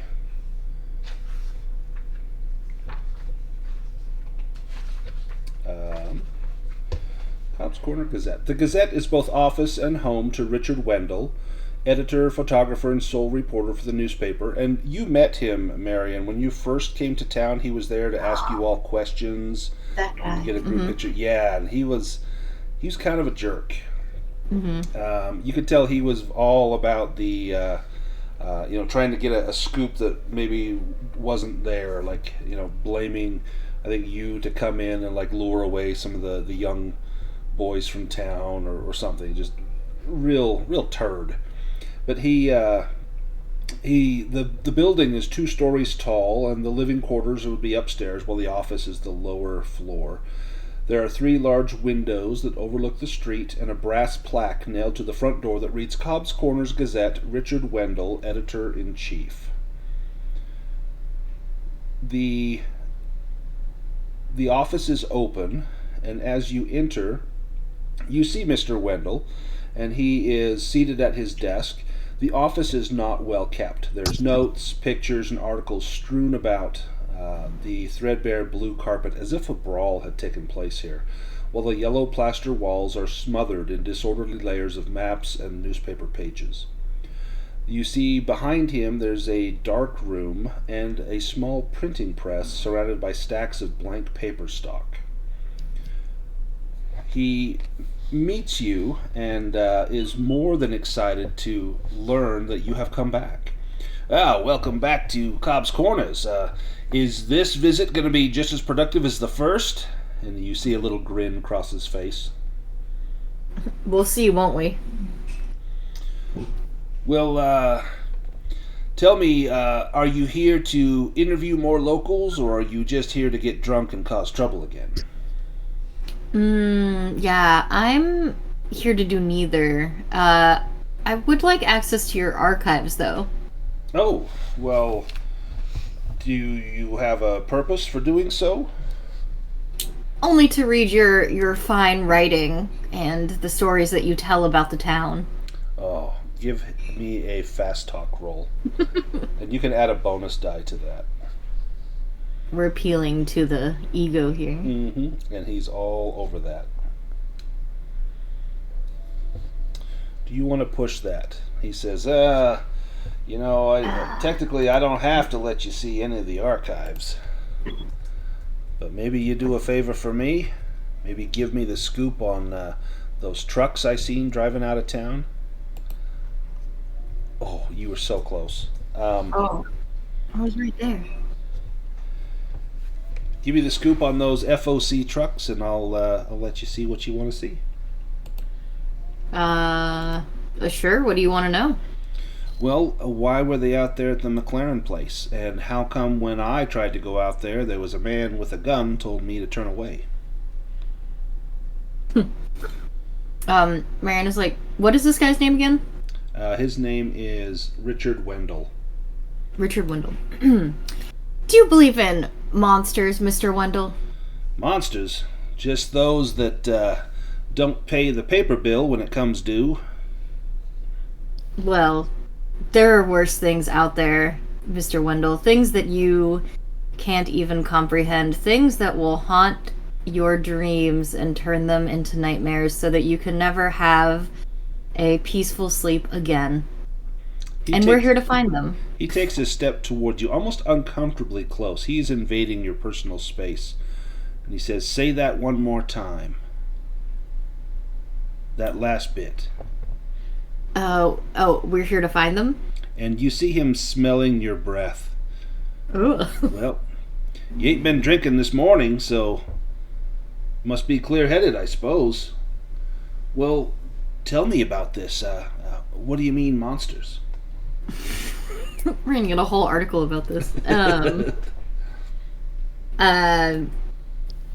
Marian is like, you remember the group from our university that was out here about a year ago? Oh yeah, I had people asking me for that clear all the way into Boston. A fantastic news story, that. Yes, well, one of my close friends was involved in that and went missing. It turns out I found him. The monsters had him in the woods. Monsters in the woods. And he's writing all this down frantically on a notepad. They were using him as a battery of sorts to power a portal. Scientific experiments done by monsters in the... Ooh, I like the sound of this. Whereabouts was this portal? Can we get a picture? There was no. I did not take a picture at the time, but the forest around the property, it's in there. You know, and he sets down his pen and paper. This reminds me of something. Monsters in Town. I don't know if that's the right headline, but 11 years ago, the entire graduating class, which was granted only 4 young men and 2 young women, they died by various means not long after leaving school. And we thought that maybe there was a killer loose in town. But it's been investigated. Oh, it's been investigated. Sheriff Spencer and Deputy Cutter, they're convinced. I ask them anytime I see them, any more leads on them kids, and they say no, it's all just circumstantial. But I got a story to tell you, and I don't tell this to just anyone. 6 months ago, I was trying out a new emulsion to develop my films. I wanted to take better photographs at night, you see, and while I was walking about town, I heard a peculiar sound coming from above. I looked up and I saw something flying through the night sky, and I only caught a brief glimpse of it, but it was something unnatural. It gave me the shivers. As it flew in front of the moon, I took a picture of it and ran home. I was exhausted by the time I got there, so I stuck the camera under my desk and fell asleep. Well, sometime before morning, I awoke to the sound of the front door closing, and looking up, I saw Deputy Cutter standing there, just staring through the window at me. And then I noticed the burning smell. My darkroom was in flames. I was barely able to put it out before it spread. The following morning, I went to the jail and confronted the deputy about the fire. And Cutter made it clear that not only do I not have any evidence, but what do I think people are going to believe? He told me everyone knows I'm a liar and a troublemaker, and if I hear any more of this rubbish, he says, I promise you will not like what happens to you. Well, I was not happy about that at all. Well, thankfully, I'd hidden the camera under my desk. I didn't put it in the darkroom, so I still had that film. I had it developed, but it didn't turn out very well. It's pretty grainy and dark, but there's definitely something. I think that emulsion I was trying out, I think maybe it worked.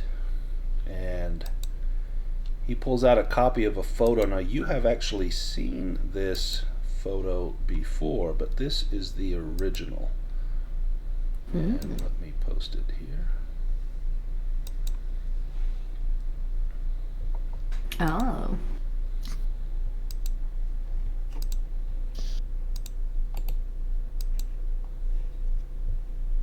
That is cool. Yes, Marian's like, what? If you had to guess, what do you think it was? Well, I don't know. It was big. Bigger than any bird I've ever seen in these parts, but, I suppose the night, the light, sometimes it plays tricks on you. I'm guessing it must have been an eagle, but it was 3 times as big as any eagle I've ever seen. Would I be able to keep this while we're in town? I can make you a copy. I keep the original Sure. locked up safe, and I ain't gonna tell you where that is, but you can keep this copy. I got the original still. All right.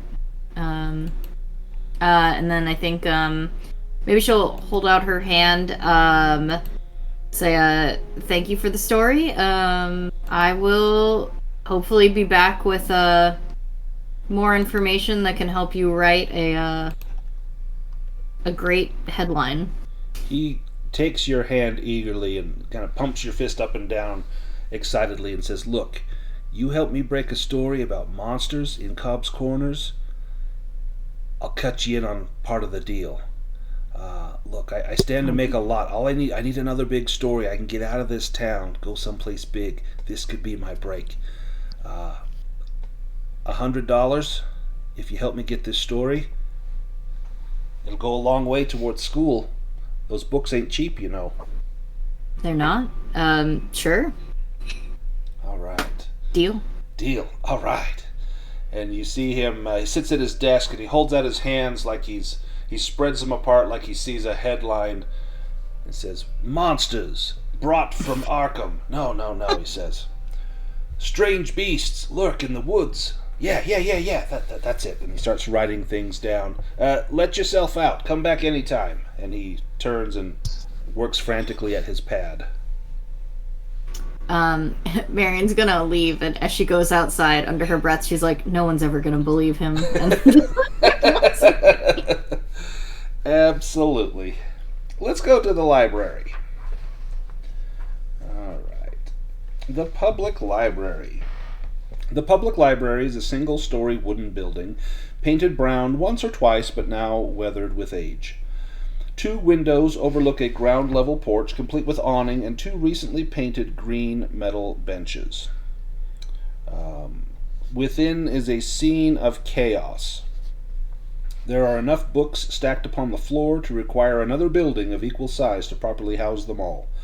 Small paths are kept open upon a well-trodden, threadbare carpet between the aisles, the librarian's crowded desk, and the front door. The library is overseen by Mabel Carruthers, a nice enough woman with a mean streak for overdue returns, and assisting her is her 17-year-old niece, Amanda Wells. And I think I have pictures of these folk.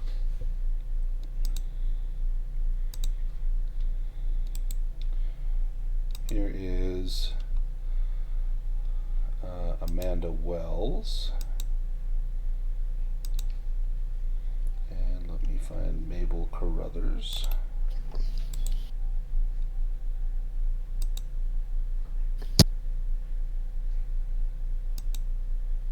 Ah, she looks like me as a young girl.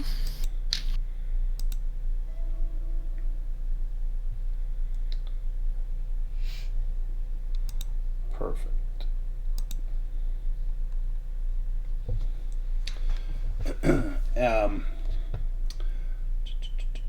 The library contains works of fiction, magazines, edition of Cobb Corner's Gazette, and a smattering of children's literature. There's a small section devoted to the scientific disciplines, as well as books of a philosophical nature, and a surprisingly large number of poetry collections, which is a reflection of Miss Carruthers' personal tastes. However, Arthur, you are dismayed to find there are no books dealing with the occult, folklore, or mythology anywhere in the library. And unfortunately for you, Millie, the library uses the Carruthers card catalog system, means that without Miss Carruthers' help, it requires a successful combined luck and library use roll to find anything in this mess. If she is assisting you, a simple library use roll is needed. I think I could somehow commiserate with her on the difficulties of being a librarian and how people won't shut up and things like that, and attempt to do that.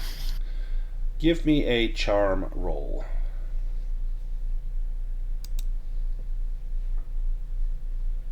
She's charming as. Yeah, Oh, she wow. is. Critical Wow. success. She says, "Mildred, may I call you Millie?" Oh, of course. And may I call you by your first name? Of course, Mabel to my friends, which is you. Mabel. What a beautiful name. It's just not used enough these days, is it? I agree. Nor is Mildred. Mildred is a name we just don't see enough of. Well, tell me about your fantastic library, and I'll tell you about mine. And she begins to give you the walking tour, pointing out various sections of the library. And much of it is filled with, here we keep the books on astronomy, but over there is where Dan Spencer first proposed to his wife, and so everything has a little tie-in with the community. You can tell that she loves this town just as much as she loves her library. And as you two go off talking, and she tells you about all the ins and outs of the library, the others will have a moment of essentially unrestricted access. One thing you notice about Mabel, though, she has pale blue-green eyes and gray hair, which is tied up into a tight bun. She has a long, dark dress, and her fingernails are short, which is better for book sorting. She has a slight Yankee accent, and she speaks in a whisper inside the library, even when she's excited. She is likely going to be a great help to all of you, especially if you want to find anything here in the library. But she seems the sort of person that would go to the ends of the earth to find a book if you needed one. And if she didn't have it, she would find where it was located and arrange to have it brought to Cobb's Corners.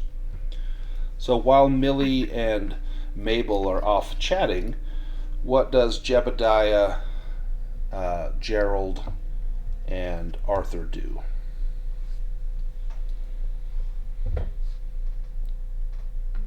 Jebediah would look or like to see if they have perhaps some sort of town record here or history about the town.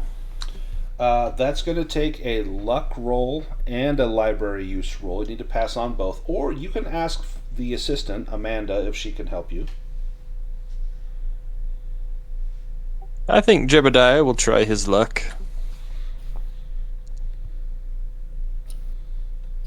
Yep, and now you can attempt a library use roll.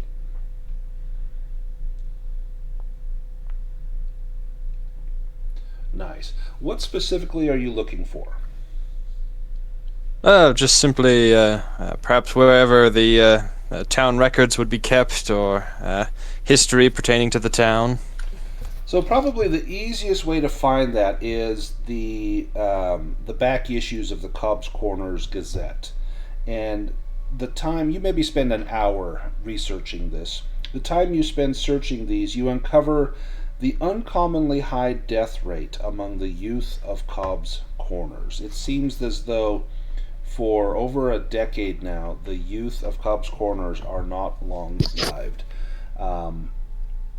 Many of them have died in strange ways, falls, or just fall dead crossing the street, or strange farm accidents that seem the likelihood of having so many of them over a 10-year period seems to defy logic.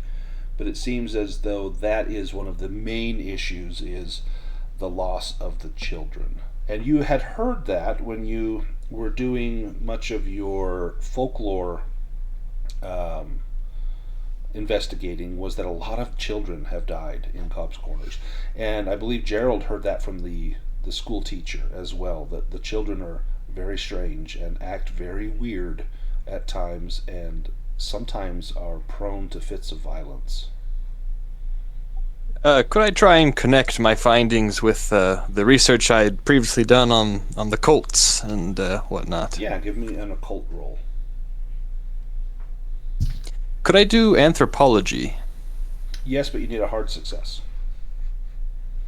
Do you want to push that? Yeah. Nice. There you go. Hard success. One thing, through your speaking with Dr. Armitage and the things that he told you as you asked him back at Miskatonic about the Shub-Niggurath cult that was called the Mother of 1,000 Young, the Black Goat of the Woods, the mention of the Mother of 1,000 Young, and now seeing something happening to the youth in town, you make a connection there. At least you think there's a strong connection. What could the youth in town have to do with this cult of the Mother of 1,000 Young? Yes, certainly. And making these connections, I will make sure to consult with Gerold. I know he's had some experience with this and has done a little bit of his own research. And Gerold, what do you think of this finding? Yes, I have little real knowledge, to tell you the truth, but it does, contribute. I think there's clearly some kind of hierarchy. I don't know about the name or what creature, but there's some mother which has henchmen or some sort cultists who raise children, and this is all, not children, of course, you've seen them, but I think that does correlate with the youth in town. Yes. Yes, and Arthur, you're quite knowledgeable about the occult. What do you make of this, Arthur?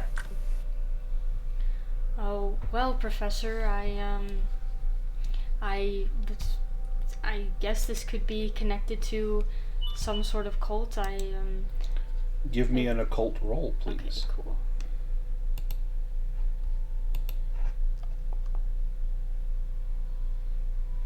Yeah, it definitely sounds like there could be a tie in here. What it might be, you don't know.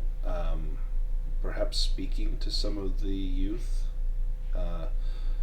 And as you're talking about this, Gerold, give me a spot hidden roll.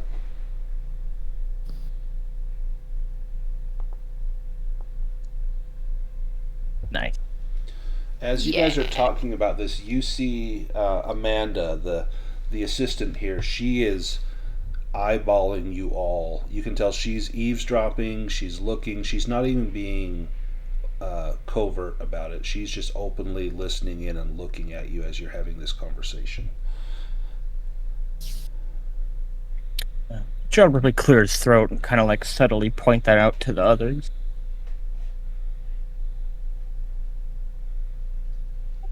Oh, yes. Do I pick up on this? Give me a psychology roll.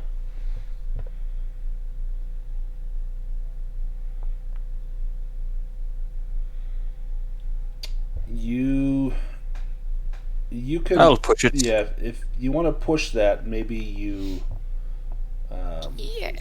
Got it. So when you first look, you're not sure, but you maybe take a few steps towards her, and her eyes look immediately at you, and she's standing behind the check-in counter where people would return the books, and she puts up a little wooden sign that says "Be right back," and she walks away and heads into the main librarian's office, and she shuts the door, but you can hear the turning of a crank, which Jebediah, you would know. This is those old style telephones where you picked up the little handpiece and you had to crank the phone to get it to connect to the central operator.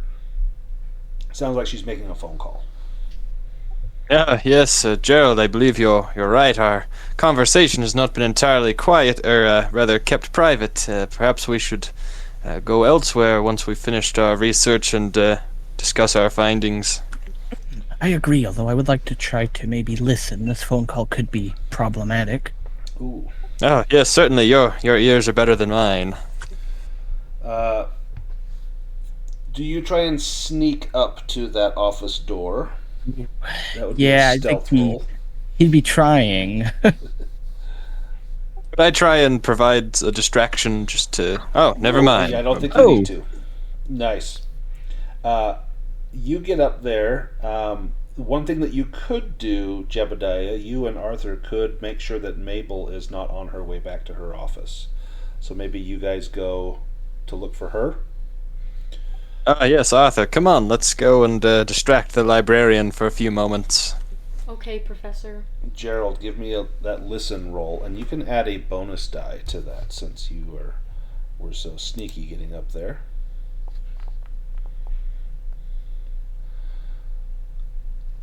Got it. You hear the tail end of her conversation, and you don't hear the other person she's talking to, but you hear her say something along the lines of, "Yes, they're snooping around again." And then there's a pause. "Yes, the same place, but they've brought others." And then there's a pause. "Yes, the plan will proceed." And then she hangs up. Yeah, okay, so Gerald would immediately head to the rest of the group. I guess they're currently trying to see if the lady's returning, right? Yes, and you see Millie and Mabel headed back towards the office, and as she gets closer, she's just finishing up a lengthy conversation with Millie about how the youth treat their books these days, that some of the kids dog-ear the corners, and one child, heaven forbid, he wrote in the book, and she goes on mentioning that if she had her way, they would bring back corporal punishment for overdue library fines. And how does Millie feel about that? Yes, that sounds... Do you know we once had someone rip the pages out of a rare book just because... I think it's because they didn't want the other students to be able to finish their essays on the topic, and I really did think that that person should have been spanked. Give me a first aid roll, Millie. For spanking? No, you see Mabel turn pale at hearing someone tearing pages out of a book. And you see her starting to get a little woozy. It's a fail. Ooh. Do you want to push that? Sure, I didn't mean to make her feel faint. Nice. Yeah. So you see her starting to get woozy, and her head is tipping back. You see her eyelids fluttering, and you reach out a hand and grab her, maybe pat her on the hand a little bit. Like, it's okay, dear, it's okay. And she Yes, tea, quickly. Do you have any biscuits? Yes, in my office. Let us hurry there. And the two of you meet the others coming up to intercept you. She wants to head back to the office. Do you guys try and delay her at all? Does it appear that Gerold has finished his eavesdropping? No, he's still standing by the door, but you can see Millie looking faint. Mabel has got her arm around her, carrying her like, quickly, she must sit down and have some tea and some biscuits. Yes, Arthur, stand here in the aisle. You should block the whole thing. Stand right there. Oh, okay, Professor. Bend over and tie your shoe, Arthur, quickly. Oh dear. We must just bring you back around the next row of books. Just come back this way for a minute, please, Mabel. Gerold, Get you to that tea. you can hear them coming. In fact, Millie was a little loud, saying that, we're on our way to get you your tea. And at first, Mabel almost shudders at hearing that loud voice in the library, but Gerold, that's enough to tip you off that she's coming back to the office. Right. So Gerald gets out of snooping pose, obviously. It sounded like her phone call was over. So he was, as soon as she said that, the plan will proceed, creepiness, Gerald immediately gets up and he starts heading for Jebediah. The door opens as you're walking away, and she stops, and you can't see because you're looking at Jebediah, but you can feel her eyes burning into the back of your head. And Jebediah, you can see that she is glaring at Gerold. Like, what is he doing over here? But then she goes back to her position at the desk, and she's stamping some cards, and she's using a lot of force. Wham! Just banging the stamp down onto the checkout cards. And you see she's biting her lower lip. She's very agitated. As you take Mabel into her office and sit down, her office is just as messy as the rest of the library, and she's got a stack of new books that have yet to be cataloged in here, as well as some very old books that she likely wants to keep out of the hands of prying eyes. And Arthur, you notice, I think you have the highest occult score, you notice that there are some books on the occult in here, but there were none in the rest of the library. Am I in her office right now, or Do you outside? go in with Millie into her office? Yeah, Arthur, push this chair around for me and help me get this lovely librarian, settled for a moment. Perhaps one of the others can go and make a cup of tea. There must be a tea room here. She points over to a corner of the office where she has a small portable gas stove and a little tea kettle. She Yes. said, just heat up the water there. Yes. Arthur, if you're in that office, do you do or say anything, seeing these books on the occult? Are they like in a place where I could access them, or if Yeah. I like take them out, it's gonna topple a bunch of books? There's a few on top of a stack that you could get to. Okay. I'll take a look at those then. So a lot of these are books on astrology and books on divination and fortune telling. And Mabel looks at you and says, "Oh, we don't normally keep those books here in the library. As soon as I put them out into general circulation, they go missing. Someone steals them." Oh. Disgraceful. I agree. Quickly, give me another cookie.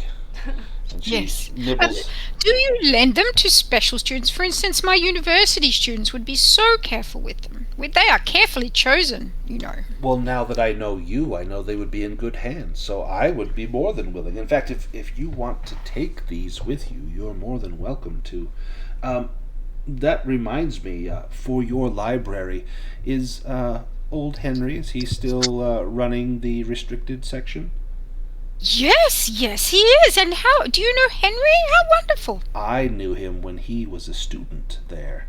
30 years ago. I was likewise a student there, and, well, we had a few classes together, and I have a book that I think he might enjoy. Perhaps you can deliver this to him?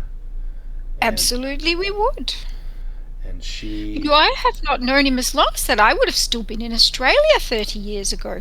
I don't have an accent anymore. I got rid of it on purpose. You know, a librarian should have a very upper-class accent. Oh, yes, you have to speak at a higher level than those that come in here. Otherwise, they'll think you oh so common. And we can't have that. This is a place of learning. This is not a place of loafing. And she presents the book. It's called Ecstasy, Flames, and the Druids of Britain. It's handsomely bound in black leather with a small gold-embossed oak leaf etched into the cover. Now this is considered the definitive edition about Druidism when first published in 1910. Dr. Fisk's tome has since come under attack for being sensationalistic and wildly inaccurate. According to the author, evidence suggests that Druids were instigators of blood-soaked orgies and other more insidious acts of subhuman barbarism. On the book's end fly page is a handwritten prayer, and I think you guys have seen this, but I'm going to post it as well.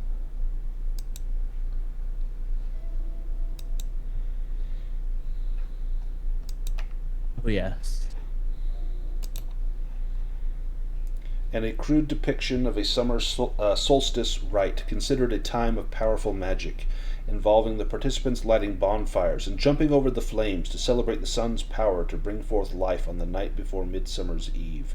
The illustration of this rite shows children and trees dancing around a large fire. This copy, held by Mabel Carruthers, has corrective notes penned in it, revealing a relationship between a cult of the Mother and an unnamed group of others who are described as not of this world.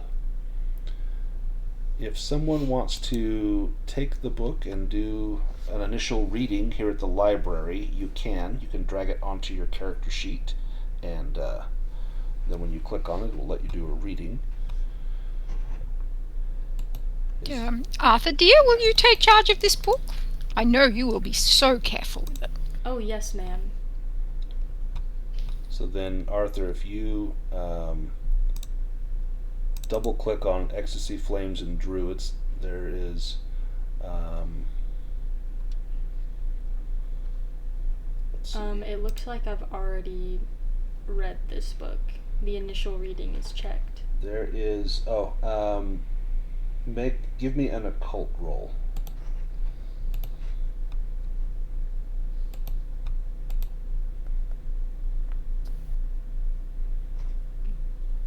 Ooh, Cool, look at that. There is there's a spell in here.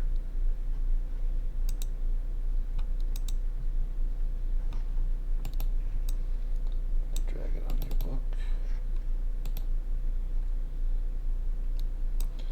There is a call Shub Niggereth and a dismiss Shub Niggereth spell in here. You could try to learn those if you wanted. To call would be like calling the Migo, would bring Shub Niggereth to you. Dispel would cause them to flee from your presence. I we'll try learning the dismiss spell. Okay.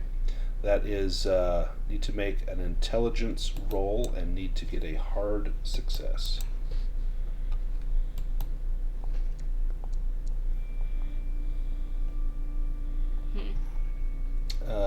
You missed it by, let's see, 4 luck will make you pass that. Okay, I'll spend the luck. I'll give you the dismiss spell. Not sure if that did not go on there. Let me dump that on your character sheet.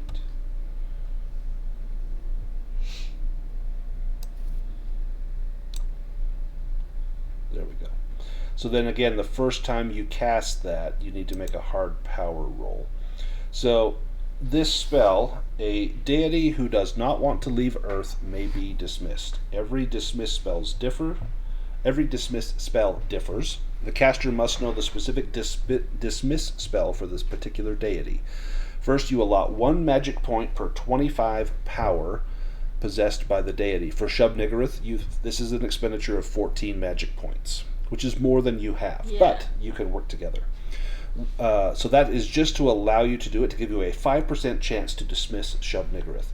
Once the way is prepared, the sacrifice of more magic points can tempt the deity into departure. In this, the second stage, each new magic point sacrificed increases the chance that the deity leave by 5 percentiles.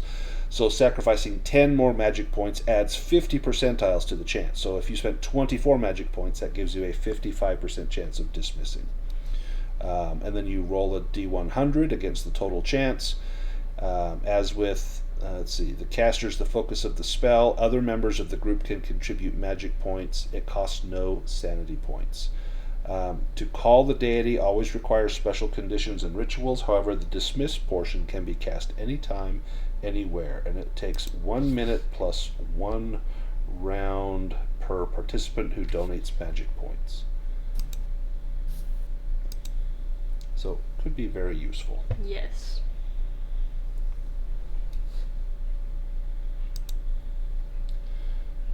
Anything else that you do here in the library? Well, Gerold would definitely warn, I guess, everybody about that, the young girl and what she was saying on the phone, because that's pretty, suspicious. But otherwise, yeah, let's just go about our business. Where do you go to next? And you spent probably a couple hours in here. Let's go back to Marian. Marian, where do you go after going to the Gazette? I mean, I think she would probably head in the direction of the library because she knew that's where everyone else was going. Okay. What about everyone in the library? Where are you headed? Well, Gerold dear, perhaps you would like to take me to see the school teacher. Yeah, well, when I last saw her, she was at the grill, I think. So, to tell you the truth, I don't know where to expect her, but maybe the school is open? I don't know. There's clearly something wrong with the kids. Oh! So if Millie and Gerold go there, what about Jebediah and Arthur? Well, Arthur, perhaps we could follow up on some of those folklore leads, yes? Yes, Professor. So maybe head out into town and talk to some more of the locals? Yes, of course not before we can stop at Jim's Grill and perhaps you can choose a piece of pie, Arthur. That sounds most delightful, yes. Oh, that would be delightful, Professor. If you mention within earshot of Mabel Carruthers that you want to go and interview some of the locals, she tells you about, you'll want to, of course, speak with that crazy old farmer, Alexandru Kuzra. I'm sure he has many a tale to tell. And perhaps you've spoken with the widow Cratchit. She would likewise be good. And these are 2 people that you have not yet spoken to. Well, Arthur, I believe these would be good places to start some further investigations. Oh, yes. Put the names in here. Gerold, would you say that perhaps we might have more success seeing the school teacher at lunchtime, and then we might perhaps observe the children in their actions as they run about the playground? That stands to reason, I would believe, yes. We could say it's about lunchtime. Good. That would help. And Marian, you see the group splitting up as they leave the library. Do you want to tag along with one of the groups? Or you can go your own way. Yeah, I think she'll... Actually, yeah, now that she's seen that everyone's kind of disbanding from the library, she might just keep wandering. Okay. Where would you like to go? She'll go down around the corner to the Civil War Memorial. Oh, perfect. Let's do the Civil War Memorial first. Let's see if I can find it. Information. There we are. So the Civil War Memorial, in the town center, there stands a granite statue of a young man in the uniform of a Union soldier from the Civil War. The soldier's clothes are torn and ragged, his head bandaged, and his left arm in a sling, yet he still has a proud, determined look on his handsome face. Below the statue is a plaque reading, "For our brave sons who fought to keep this great nation whole, but who never returned home to hear our thanks." Beneath this sentence is a list of 8 names. Next to the statue is a small and highly decorative iron cannon, measuring just over 3 feet or 90 centimeters in length, and with a bore 7 inches or 18 centimeters in diameter. You know that this is actually functional. Deputy Cutter told you that this is fired off on the Independence Day, on the 4th of July, or also on Memorial Day or other special occasions. It's packed with gunpowder and fired off, but without a cannonball, obviously. This memorial is set upon a grassy hill to the right of Main Street. It's encircled by 4 old iron park benches. Between the statue and the cannon is a small flower garden filled with daisies and lilacs, surrounded by a ring of whitewashed, fist-sized stones. This pleasant location is a favorite spot for the old-timers to come together to sit for a spell or to trade stories. And at the moment there is only one person there. It's an older gentleman, and he is feeding breadcrumbs to some pigeons. Oh. Marian will approach and just say, like, "Hi there." Oh, hello yourself. You come here to feed the birds? Yeah, I don't have any food on me, but I'm happy to be here while they eat. Well, you can have some of mine. And he hands you an old, stale heel of bread. Oh, thank you. She'll, tear some bread off and start feeding the pigeons. And just be like, how do you like living in Cobb's Corners? Oh, it's a beautiful town. Fine folk, wonderful community spirit. And tell me, have you heard the good word? Sometimes. Oh, well, perhaps I can give you the good word now. You see, I am Reverend Earl Wilson. I am the leader of our small community of the First Divine Church the First Baptist Church of the Divine Ascension, and I work hard to keep Old Scratch out of town. You must know that some of the children in town, they need a stern hand, and I intend to see to it that they are set right and put on the path of righteousness, not the path of sloth and indignity that many of them seem to follow. But you look like you've got a good head on your shoulders, like you respect your parents and honor them and keep all of the commandments. Is this correct? Of course. Give me a persuade roll. Yeah.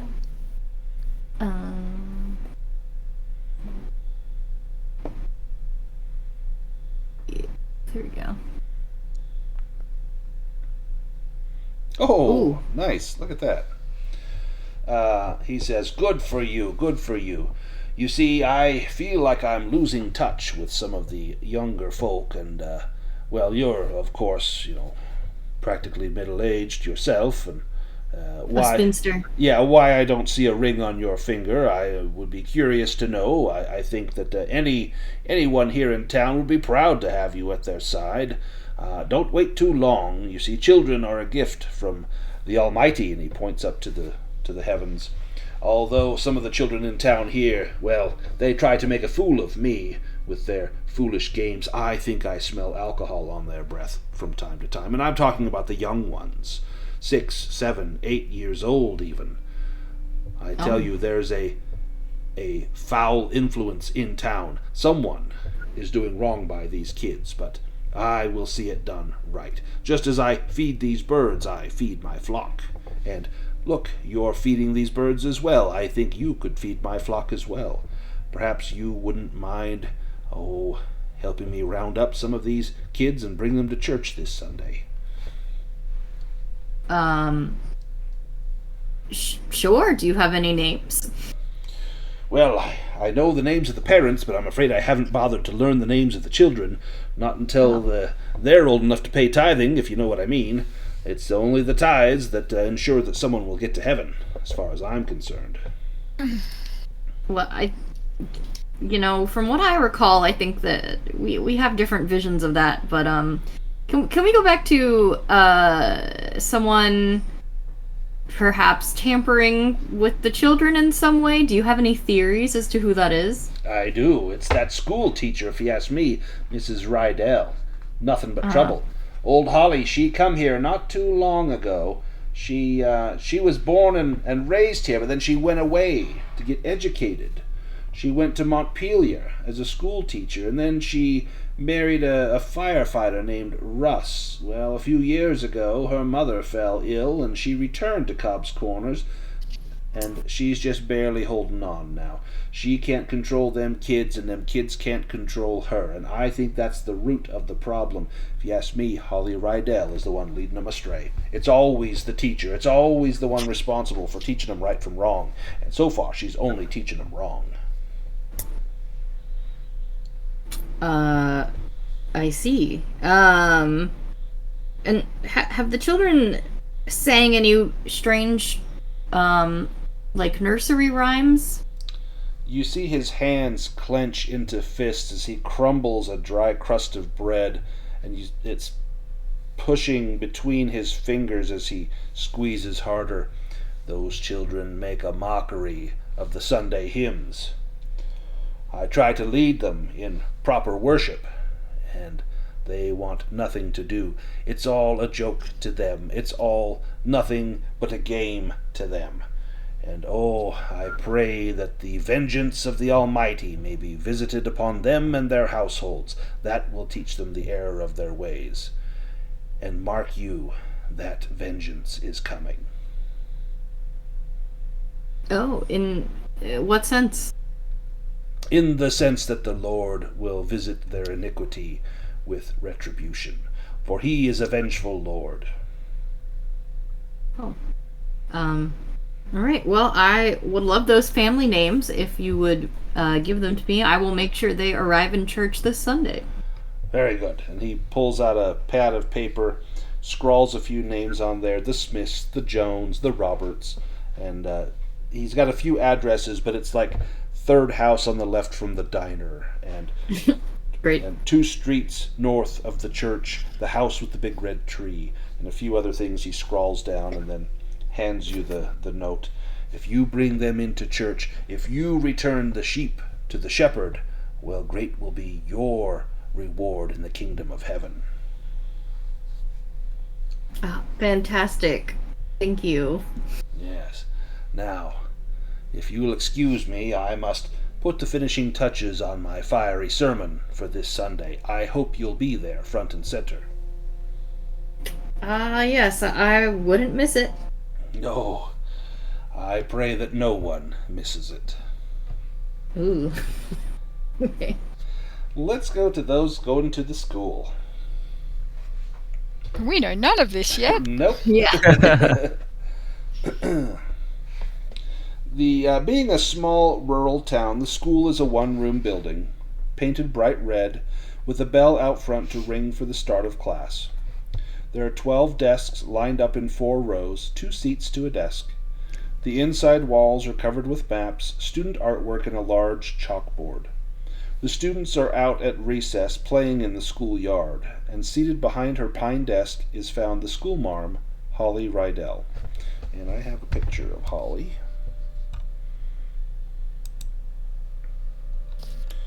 Oh, I had a picture of the Reverend too. Let me post a picture of him. There's the Reverend that Marian just met. And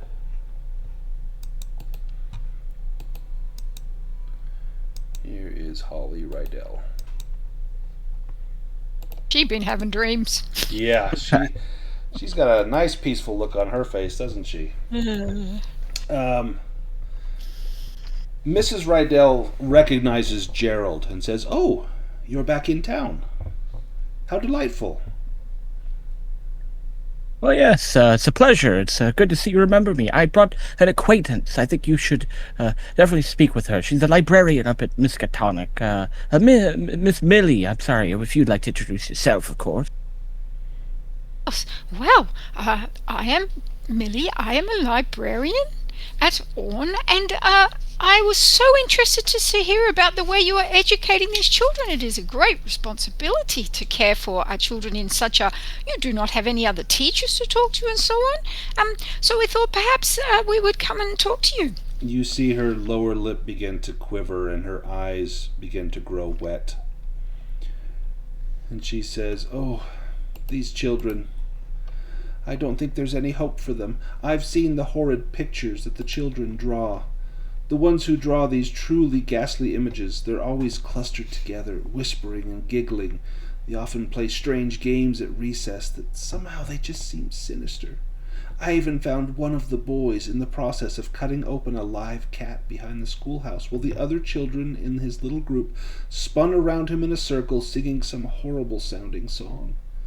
When I confronted the children, the boy cutting the cat threatened to kill me if I ever told anyone, and I completely believe him. 5 days later, the boy was killed in an apparent accident. There's a high death rate among the children here in town. Before moving back here to take care of my mother, I worked as a teacher in 2 other schools, both much larger than this one, and never have I seen so many childhood fatalities. Last year I lost 1 pupil, and I've already lost 2 this year. The teacher that I replaced 2 years ago, Mrs. Hunter, she died under mysterious circumstances. She fell down the stairs in the dead of night while carrying a large kitchen knife. This gives me good reason to be more than a little afraid of my students. What if I'm next to fall down the stairs? Oh, my dear, well, this is far more than a discipline issue here going on.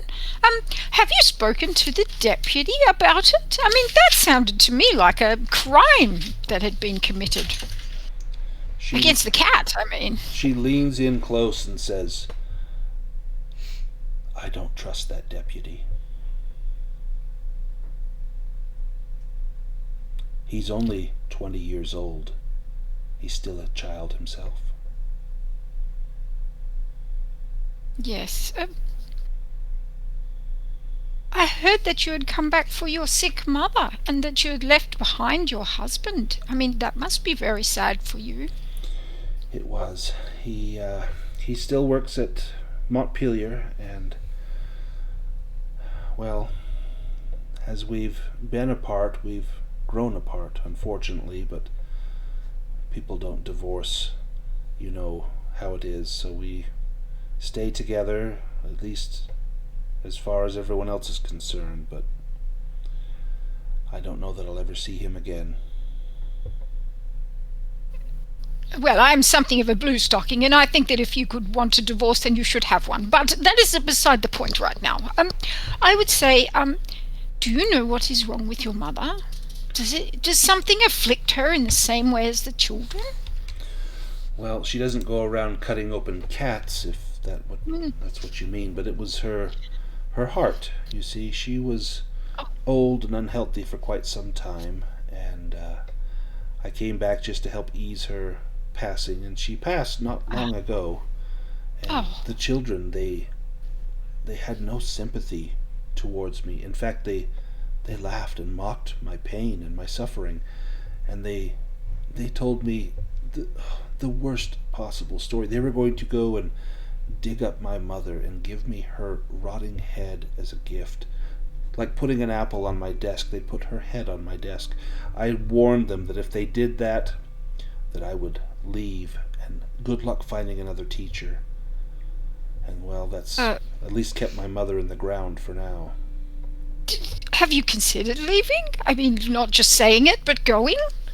If I left, there's no one here that would teach these children, and well, I don't think I could sleep or even live with myself if I knew that, even despite how horrible they are, that they weren't being cared for.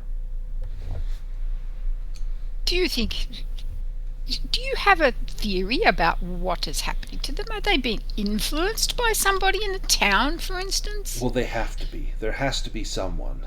And, well, a few people in town find it easy to blame me, but they were like that before I got here. It's taken everything I have just to try and keep them under control, but whatever this influence is, the parents seem oblivious to it. Like they go along with it or something. I mean, there's sadness when a child dies, but why don't they help the children while they're alive? Can I look into her eyes? I'm going to just take her hand and pat her hand and say, "Oh, my dear, you've been having such a terrible time. I can't believe it." And I'm going to just check and see if she's telling the truth. Yeah, give me a psychology roll. Okay.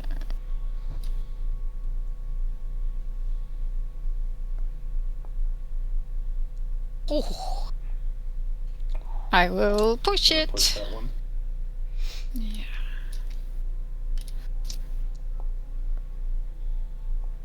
Oh. Oh, that was a little worse. As far as, well, what do you believe? Do you believe she's telling the truth, or do you believe she's I believe lying? she's telling the truth. Yeah. I think she is. Then Yes. that would confirm that. You think, yeah, she's telling the truth. Why would someone lie about that? You ask yourself. Yes. So I comfort her and pat her and I say, "Please be so careful, my dear. Don't be going downstairs in the night. And perhaps would you mind if we observed your children at play for a little while? Perhaps we can come up with something that may help you. Perhaps we can work out who is influencing them."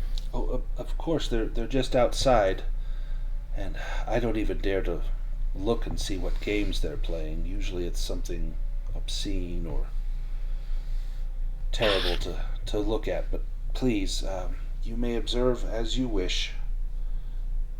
Yes. Do we have Jebediah with us as well, don't we? Yes, yep, And Arthur. and Gerold. So Did we? and Gerold. Yeah, okay. Yes. I think we split up. I think, actually. yeah, I Oh, think I that's thought right. we did, yeah. Jebediah and Arthur are going to interview local townspeople, so it's just Right. Millie, Okay. Millie and Gerold. Right. Okay. So we could, as we're walking out of the schoolroom, I will say to Gerold, "You're younger than I. How would you like to work this? I'm not sure that the children will continue with their actions if we just walk up to them and say, 'May we observe you?' or something like that." You're probably right. We could try to observe them from afar. The worst that happens is they notice us and then we approach. Truth told, I don't think they're going to be very cooperative, so it doesn't matter too much, but we may learn much. Well, perhaps Yeah. we would just stand here and cast a discerning eye over them from here for a moment. Well, even if they're uncooperative, we might learn something from trying to speak with them, but it may be Yes. dangerous, is all I'm saying. Ah, yes, I can see how it might be. And we cannot shoot children. That would not be a good look. Oh, as she puts her carpet bag back onto her shoulder. I've got my trusty submachine gun in here. I mean, if the knives come out, you gotta do what you gotta do, but You yeah. do, yes. So let's just watch them for a little while and see what their play looks like. Yeah, ideally without them noticing, I guess. We're trying to be. Let me have you both give me a spot hidden roll.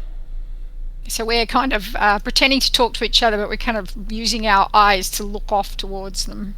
Right. Oh, Ooh. Gerold. Yeah, these kids have been pretty disturbing. You want to I'll push push that, it. Millie? Yeah.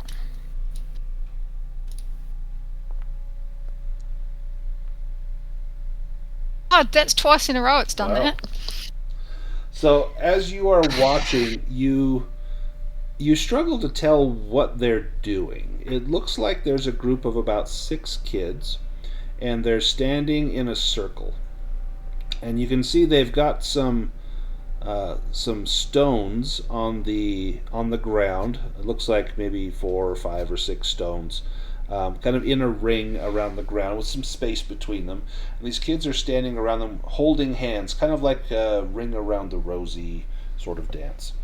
And they are slowly moving counterclockwise around this ring of stones. And in the center of the ring of stones is a small boy, probably 6 years old.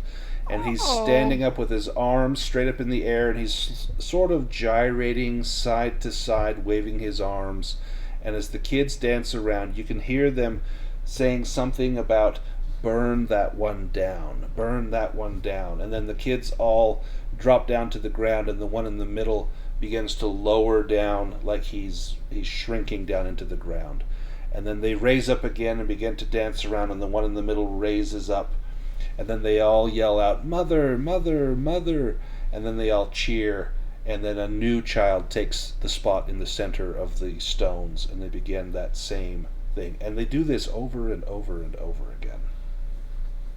At least that's what Well, that you does think look you like, see. I mean, I'm not very familiar with children that age, and that looks like a perfectly normal game for children Yeah, to play. it looks like a child's game.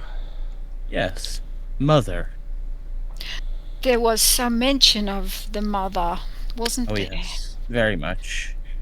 Quite a bit the of it. mother, The mother of a Devourer, thousand something like young. that, yes. Yes. Well, shall we give it a try to talk to them, or we could act very innocent and just, try not to let them know that we're, if you like, on to them. But Well, or do you feel that we shouldn't? personally, even with normal children, I've found being subtle doesn't usually work. It might be best to just be upfront. And I've asked my fellow colleagues at the library when there was a firefight, before we shot them, I did ask whatever was inhabiting their bodies about their mother, but they wouldn't speak about it. They are just the children. But maybe these youth might say something new. It's worth a Yes, try. they may not know not to tell us, if you like. Shall we approach them then? I might have some sweeties in my bag here. That might help. Ooh. Well, yes. Careful now, but yes, I believe we should. As We you- get them out very carefully so my gun doesn't show. As you pull out the sweeties, somewhere 2 miles away, Arthur's ear perks up. It's like, oh, what? Looking around. As you approach with the bribe in hand, the children all turn to look at you, and they've got blank expressions on their face. And as you hold out those treats, give me a charm roll. Here, little ones, your teacher said it would be okay if you have a little sweetie after your lunch. I have Werthers. Ooh. That'll get all the old folks in town coming over too. You hold them out, and the kids come up, and they very politely each come and take one. And they each in turn say thank you, and they're very appreciative. And some of the little girls even curtsy, and the boys even give you a little bow. And they look at Gerold like, "Where's your treats?" And kind of expectantly. And then they go back to their game. And as they're doing it, they're doing it different. They put one of the girls in that little circle of stones, and she lays on her back with her arms and legs out, going through the gaps in the stones, and they pile their treats on her stomach. And then one of them walks over and holds his hand high, and in his hand you see he's got a small stick, and he says, "Behold the knife!" And he goes down and pretends to saw into her stomach as she writhes, and then he grabs the handful of candy and throws it up in the air, and the other children go and scoop it up, unwrap them, and plop them into their mouths. I think I need to do a sanity Yep, check. I need you both to do a sanity roll.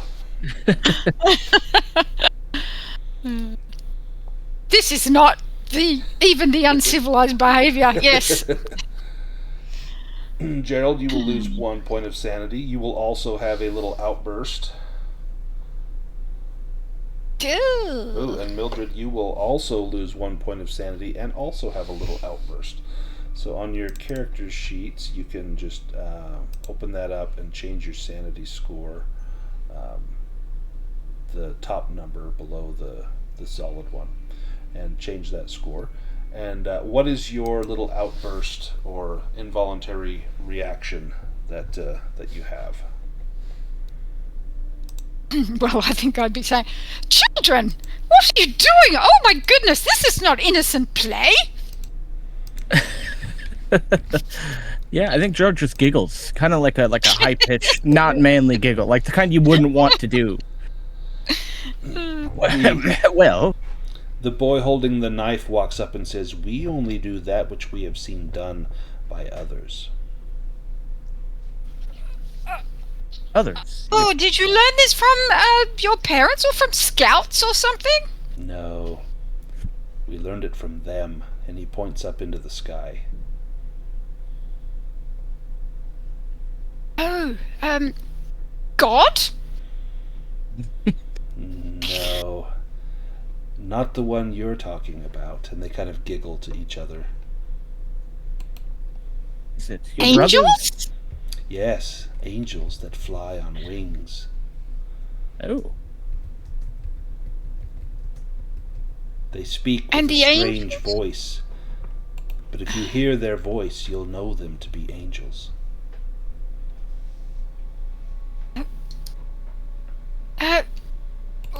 Okay, so how might we go about hearing these voices? I would love to hear the voice of angels.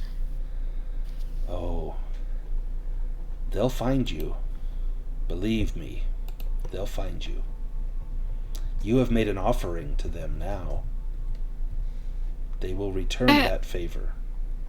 Oh, I thought I was just giving you some sweeties. Yes, you were. And more. Could you tell me something of the well, I suppose you might not understand that word. The symbolism. What do you actually mean by this game that you're playing? Oh, well, this game is the great rite, the harvest. The time of the harvest is nearly upon us. We have been told to prepare, for she is coming, and coming soon. Oh, so it's like a celebration in the town. Yes, Like when the crops come in and things like that. yes. Much as we celebrate the planting, we are here to celebrate the harvest.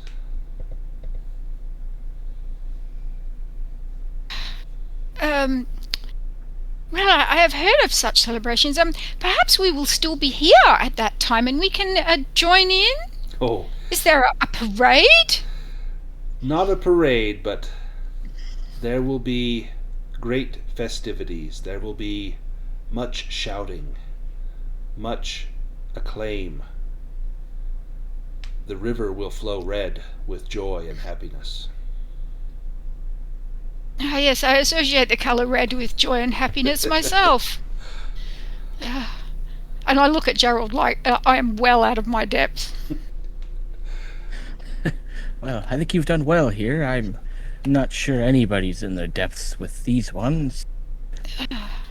Just then you hear the clanging of the school bell as Mrs. Rydell comes out and says, "Children, recess is over. Time to come back to class."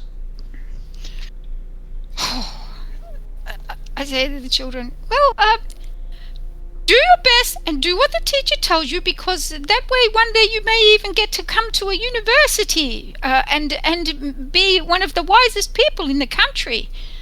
But you must be good. Be good. We do And I everything back out that of there. Mother says. And they say that all in unison, like 9 kids all in unison say that. Gerold, is this what the as we're backing away, I just whisper to Gerold, is this what the town like before? Yes, I'm afraid this has been a problem for a long time. These children are not right, and you would have seen that the homework. Yes, they had that whole poem about mother loving them, and well, this has Yes. been ongoing, it seems. But I think it gets worse. There's something about mother's milk, and really they should all be weaned by now. Yes, well, Even this is I know that. Oh gosh. Oh, I really do feel quite icky all over from that. Yes, that speaking in unison trick is really unpleasant. It really is. Well, we must quickly find the others and warn them that the time of the harvest is soon. And I don't think this is some sort of cheerful rustic festival. No. Somehow. Yes, we really don't know which of the town we can trust. That young girl at the library, I didn't get to tell you, but she's sinister. She crept away, and then on the phone she said to somebody that that we're snooping again, and that the plan must proceed, whatever that means. It did not sound good. Oh, I really don't like this. I really did think that it would be some sort of intellectual exercise when I came with you to this town, but this is turning out to be very much something else. Oh yes, something like nothing else ever before. Oh dear. Oh dear. Here, would you like a Werther's? I think I need some sugar. Yes, please. And as you eat that Werther's, the only image you can have in your head is of those children disemboweling one another and eating the candies that symbolically came from their innards. Oh, I used to love these. I'm not sure we'll ever be able to eat them again. Let's jump to Jebediah and Arthur. So you have gone checking on the locals again for more folklore. And the first home you come up to, there's an older woman there. She's probably in her early 70s, and she is there with her husband. He's likely in his early 80s. And they're sitting in the house as you approach, and she opens the door and opens it just a crack and looks and says, "Yes? Can I help you?" Yes, good day, ma'am. We're stopping by, hoping to ask you a few questions, if you're not busy. Oh, we're not busy at all. What sorts of questions? Is this a police matter? No, not a police matter. My student and I here were just doing some investigations about folklore and the likes. We were hoping we might speak with you and see what you may know about the history of the town. Oh, are you that same group that was here a few weeks ago, causing all that trouble? Oh, that group's been disbanded. No, we're a different group. Just hoping to right some wrongs that last group did, yes. Give me a persuade roll.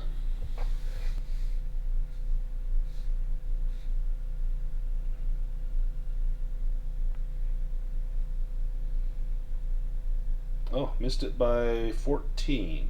Do you want to push that or spend the luck? I might just let it stand. She says, "I don't know if I can let you into my house, but I can answer your questions out here. My husband wouldn't like you coming in. He heard that those students from that school were nothing but troublemakers. We have enough trouble in this town." Ah, yes, many of them are, I can assure you. Yes, I teach there, but my student here, Arthur, he's a well-behaved student, and you'll find that he's quite a good young lad to speak with. And as Jebediah and this old woman turn to look at Arthur, are you like picking your ear, or what are you doing? I'm standing there like a polite little boy. Okay, give me a charm roll, Arthur.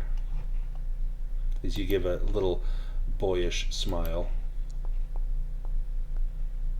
Oh, Almost. almost, and it's way off. She looks at you and says, "Oh, well, he looks famished. Have you eaten yet today, son?" Oh, well, only breakfast, and then I had a little spot of lunch, and then there was that piece of pie, but yes, I am quite hungry. Well, I suppose we could sit on the porch and eat apples, if you don't mind. Would that be okay? Oh, that would be very fine, ma'am. There are 2 rocking chairs and a barrel on the porch. And she goes in the house, comes back with apples, and sits in one of the chairs. One of you can sit on the other chair, and one can sit on the barrel. Where do you sit, Arthur? I will let my professor take the chair, and I'll awkwardly hop onto Give the me barrel. a strength roll as you try to clamber up on top of that barrel.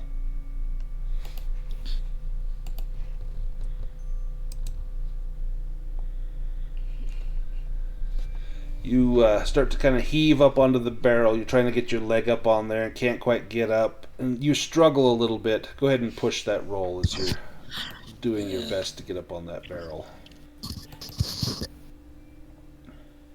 That's even worse.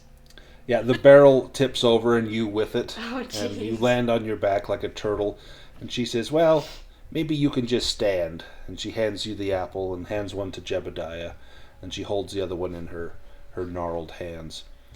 What questions do you have for me? Well, I will wipe off the apple and put it in a pocket, trying not to let her notice, but I'm not going to eat it right now. Yes, ma'am. We're just hoping to ask you about the folklore of the town. Particularly my area of research is about cults and so forth. For example, the cults of Egypt. You see, any information you might have about that would be most helpful to my investigations. Cults? Well, I don't know that I'm the one you want to talk to, but my neighbor just down the road, old Alexandru Kuzra. He's one of them, Romani. What do you call him? Well, don't call him a gypsy to his face, but Romani, that's where his family come from. He's a crazy old farmer. He's got some strange stories. He's the one you'd want to talk to about cults. If you ask me, all of them folk are all tied into something sinister. Of course, he seems like a good old fella himself. Just a little bit touched in the head, if you know what I mean. But some of the folk around here, some of the kids, they tease that man, and I seen him throwing eggs at his house one time, and other times they threatened to burn down his orchard. But he's all right, if you ask me. But as far as what I can tell you about cults is, well, cults just means a secretive group, a group that you got to know certain secrets to get in, and you got to keep certain secrets to stay in. If I'm right, well, there's a lot of that going on in Cobb's Corners, and it all starts at that school with them kids. That teacher there, I don't know that I trust her. But not too far from the school is the church. I don't know that I trust the reverend either. No, we seen our share of teachers, we seen our share of reverends come and go, but things in town being what they are lately, I think that's where the trouble starts. Impressionable youth, you see, and without a rudder to steer them, well, they're adrift on the tides, and at the mercy of the sea, and whatever wind may blow, they're going to be stuck going in that direction or the other. This used to be a safe place, but now we can't hardly live out our lives in peace. And she takes the apple and tries to bite it, but she's missing most of her teeth, and she's just kind of gumming this apple, and she holds it out to Arthur and says, "Be a good lad, bite off a piece there for me," and hands you this slobbery wet apple. Can I maybe inspect it first? Yeah, give me a spot hidden roll.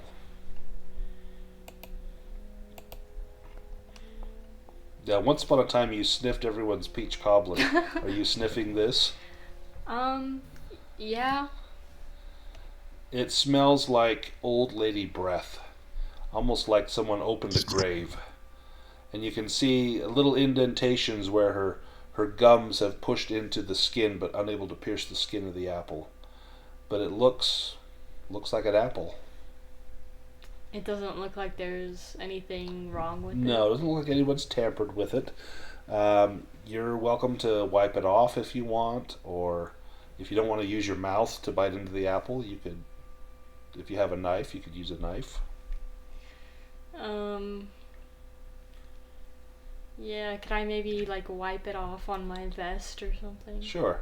It's really slick and it slides on your vest as the saliva comes off of the apple onto you. And you can see the glistening spot on your vest where you just cleaned it off.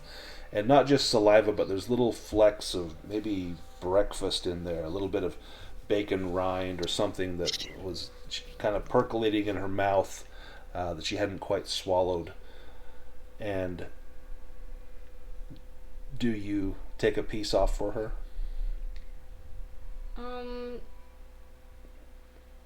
I'll cut a piece off for her. I'll take my knife out of my pocket and cut off a little bite for her.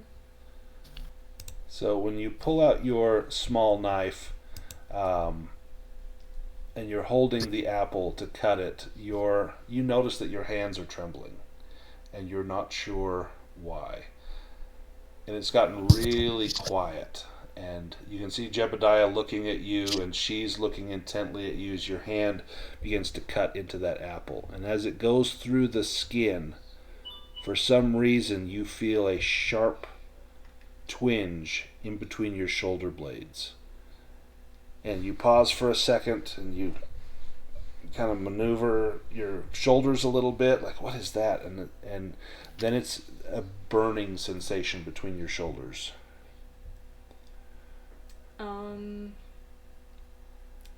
Can I do a psychology roll on her? Sure.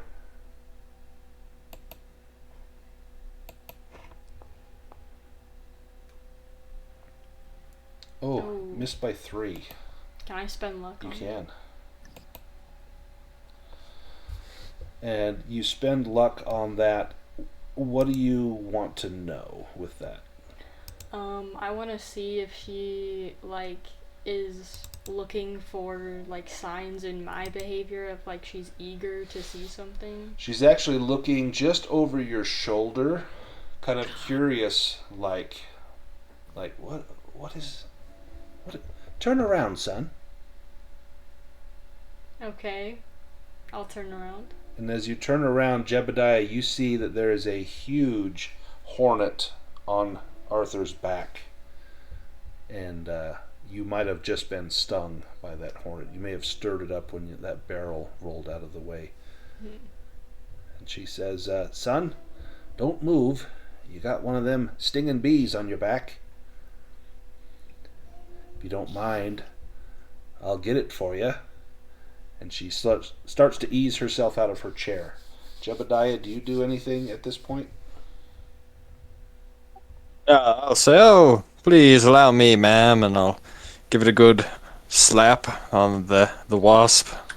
Nice. Arthur, give me a Constitution roll.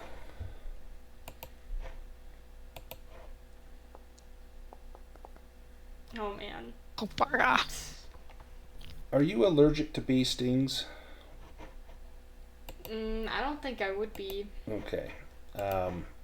Give me a luck roll.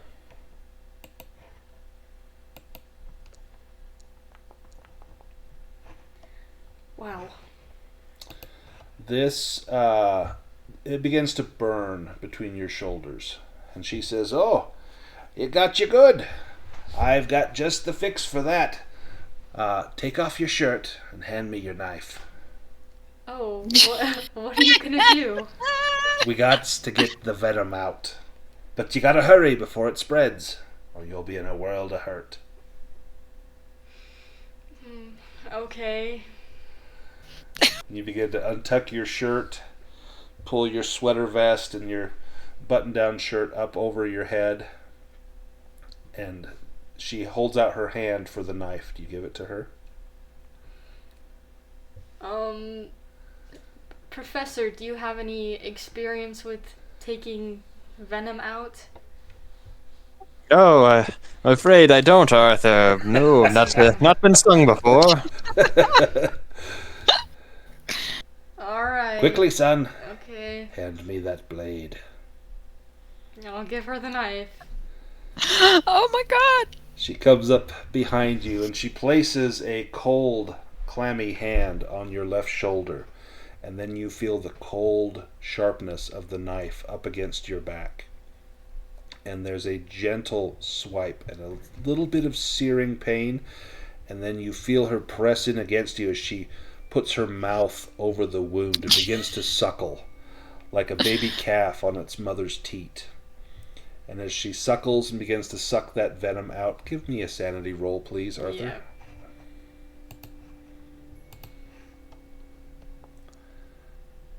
No, these dice. This is too much for me. Alright, you're going to lose 1d3. You're going to lose 2 points of sanity, please, Arthur. And, Professor, you watch this with revulsion and horror as this old lady presses up against Arthur and just begins to suckle on his back on that wound. And then she spits down on the ground a mixture of blood, saliva, and you can see the yellowish tinge of venom in there as well from that bee or that hornet. She spits it down and then she places a finger and presses it up against that wound, squeezing pus out of a sore. And then she licks the wound clean. And then tells you, put your shirt down, boy. You'll be all right now. And Arthur, Don't worry, Arthur. It's probably the best to get that venom out. Don't want you having any allergic reactions or anything. I think we should go, Professor. Well, if you don't have any more questions, Arthur, I believe we were just going to wrap things up. No, I don't have any more questions. she hands you back the knife and says, be sure to go check out the Kuzra farm just down the road. That's the one you want to talk to about cults.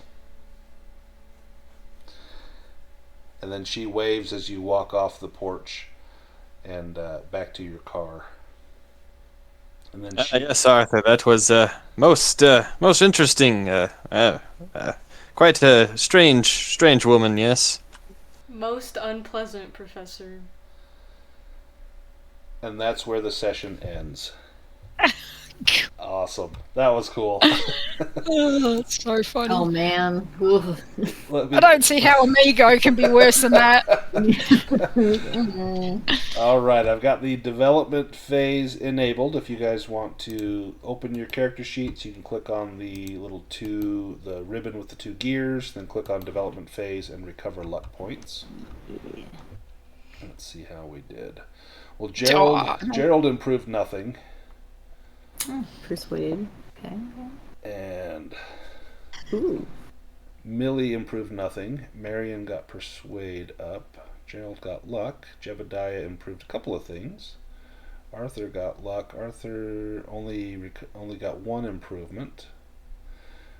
If you can get your occult up to 90, once you get a skill above 90, you actually get a sanity bonus, like bonus nice. sanity points, so that may be helpful. Yeah. Awesome. Let me double check characters. We're going to keep our sanity loss for the day until the end of the day. So, Millie, you're at 2 points of sanity loss. Marian, you've lost 1. Arthur's lost 4.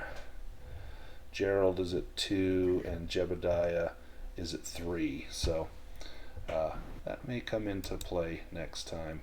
So awesome! You found out some information about Cobb's Corners. It's even more creepy than it was last time. And now, Arthur, you're going to have nightmares, I'm sure, about that wound on your back. Any questions before we sign off? No, I don't think so. Not for me. All right. So as far as the campaign goes, Chapter 4 we've probably got 1 or 2 more sessions for chapter 4, and chapter 5 is probably 2 to 3 sessions. So we either got like 4 or 5 sessions left, and then the campaign will be done. So it's coming up close. I don't know if we'll finish chapter 4 next time, but we may get close. And then chapter 5, I mean, it could all be over really quickly, or it could go a little long. So we'll see where that goes. Yeah, awesome.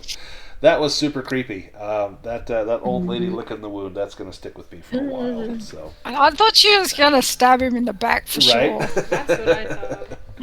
She was going to carve a design on him or something. But it was worse. It was worse, yeah. It was worse. Would have rather she carved into my flesh. Awesome. Well, thanks everybody, and I will see you in a week. Bye-bye. Thanks, everybody. Thank you. Thanks, everyone. Bye.